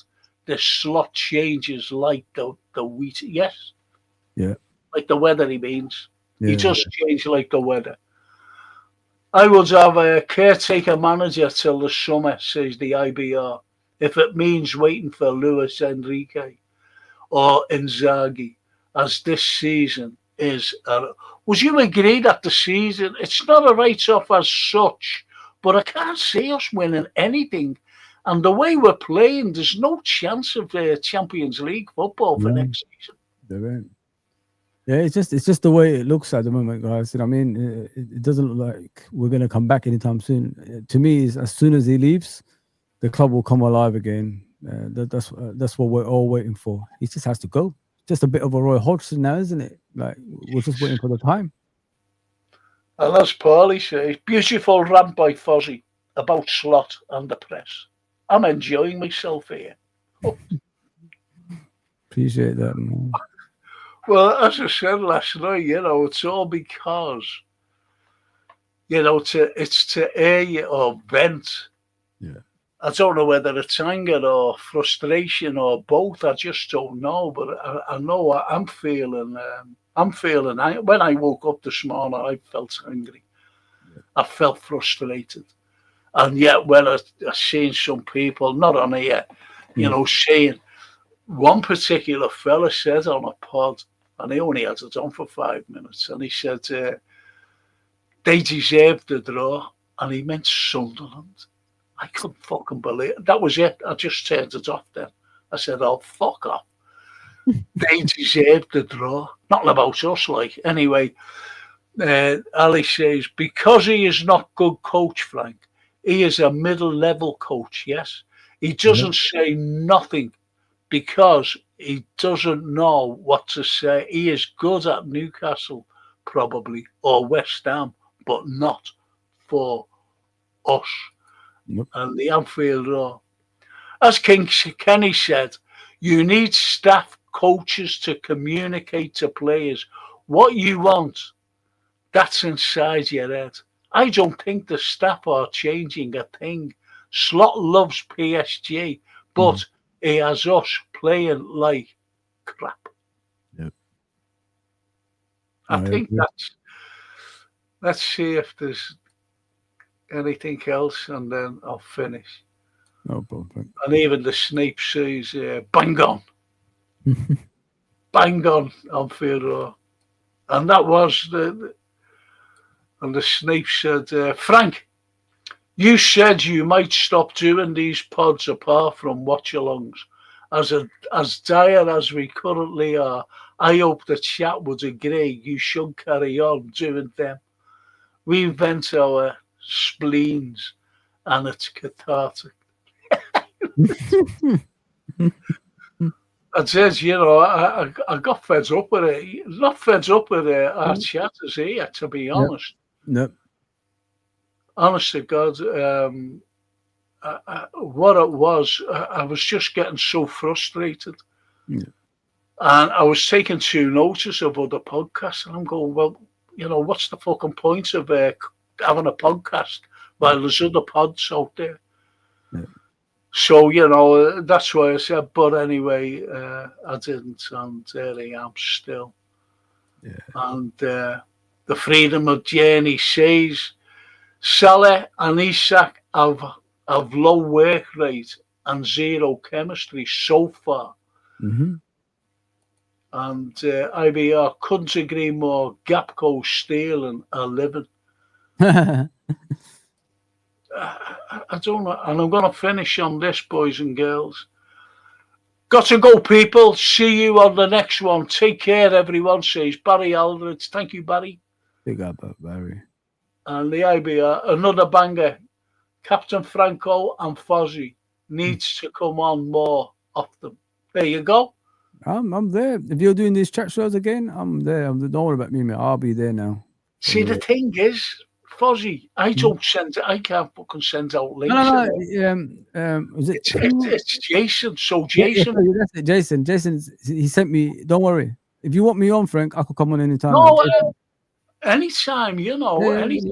Yeah. Because Jason, of all people, he's my producer. He does everything, sets everything. Yeah. What a nice guy. He just emailed me, Frank, and he told me, like, listen, I want you on there with Frank. Frank wants you on there anytime. Just click on the link and just come on. That's what he said to me. Well, as I said, remember when I said I'm doing a watch along and I'll have you on? Yeah. I'll get Jason to send you the link and whatever. He doesn't like football, and he was out on the afternoon, because he brings his little daughter up for ride, these horses and fucking things, so I couldn't get anything out to you. Yeah, it's fine now. He gave me the link. I could come on anytime. It's fine. Oh, okay. Yeah. You don't imitate others individually. Can't be bought, says the Snape. Oh, thank you. Wow. Thank you. Wow. And the Snapey says, good night, everyone. Boss couple of hours. Thank you. And TW. Cheers, Frank and Fozzie. No problem, TW. And the Freedom Journey says, bless up, Frank, Fozzie, and chat. Isn't that lovely? And on Fozzie, thanks, mate. So when I'll be doing another, the Cop Father. Yeah, whatever. This is what I like to see, real conversations. Big up, guys, true fans. Thank you, Cop Father. Thank you, bro. Thank Lovely you. guy, man. And that's a great note. And on that, Fozzie. Anytime, Frank. Just let me. I'm jumping on. Don't worry. When I'm on, I'll be doing a. But I know that you don't watch alongs, or you do one yourself. I'm not quite I'll sure. do it now and again. I don't really do it that much, but Well, I'm doing one on and when we're playing it. When are we playing? Are we playing Saturday or Sunday? Is it? I think it's a Saturday game. I'm sure it is. Let me just check. It's on Leeds and Liverpool. Saturday, yeah. 5:30. 5:30 on Saturday. Then we've got Inter Milan right after that on a Tuesday. You see this lad here, Johan. He's a Man United fan. He's a great fan. We all love him. Every one of us love him. And he says, "Good evening, Frank and Fozzie. Fractured my wrist. Oh, and United the war against the bubble blowers. West Ham." Anyway, team. Anyway, I hope you had. Yeah, it was a great show. See you tomorrow. Putin's here. Yes. See you tomorrow night. I've got to tell me people. I've got me current affairs tomorrow. I've got Fozzie on. Are you gonna do? Are you? Will you be watching me on the watch along? Because then the comments, then we can do the post match, the pre-match and post match if you want. Yeah, I could do it. No problem. I could do that. Excellent stuff. Excellent, brilliant. Made up with that. Are we playing Saturday? I don't remember fucking playing. Is it Saturday or Sunday? Saturday. Is it Saturday? It's a late kickoff, isn't it? Yeah. Okay. At Leeds as well. Oh, brilliant. Yeah. Saturday night. Saturday 5:30 says the T and the Snapey. Thank you, boys. And on that wonderful note, you'll see this fella again on Saturday. Oh yeah. No, but don't forget, you wonderful people. Some of you, I know that'll be joining me for the current affairs tomorrow night, and on the Saturday morning, I'll be having the film and TV review. Look at this one here. Post-match or autopsy. That's funny. That is funny. And on that, honestly, God, Fozzie, thank you so much. See you on Saturday, eh? Take care, everybody. Appreciate that, Frank. Take care, everybody. Say your goodbyes, Frank, and I'll see you soon, yeah? Take care, mate. Yeah, the cop man and it. Oh, brilliant. The cop father. What a name. Thank you.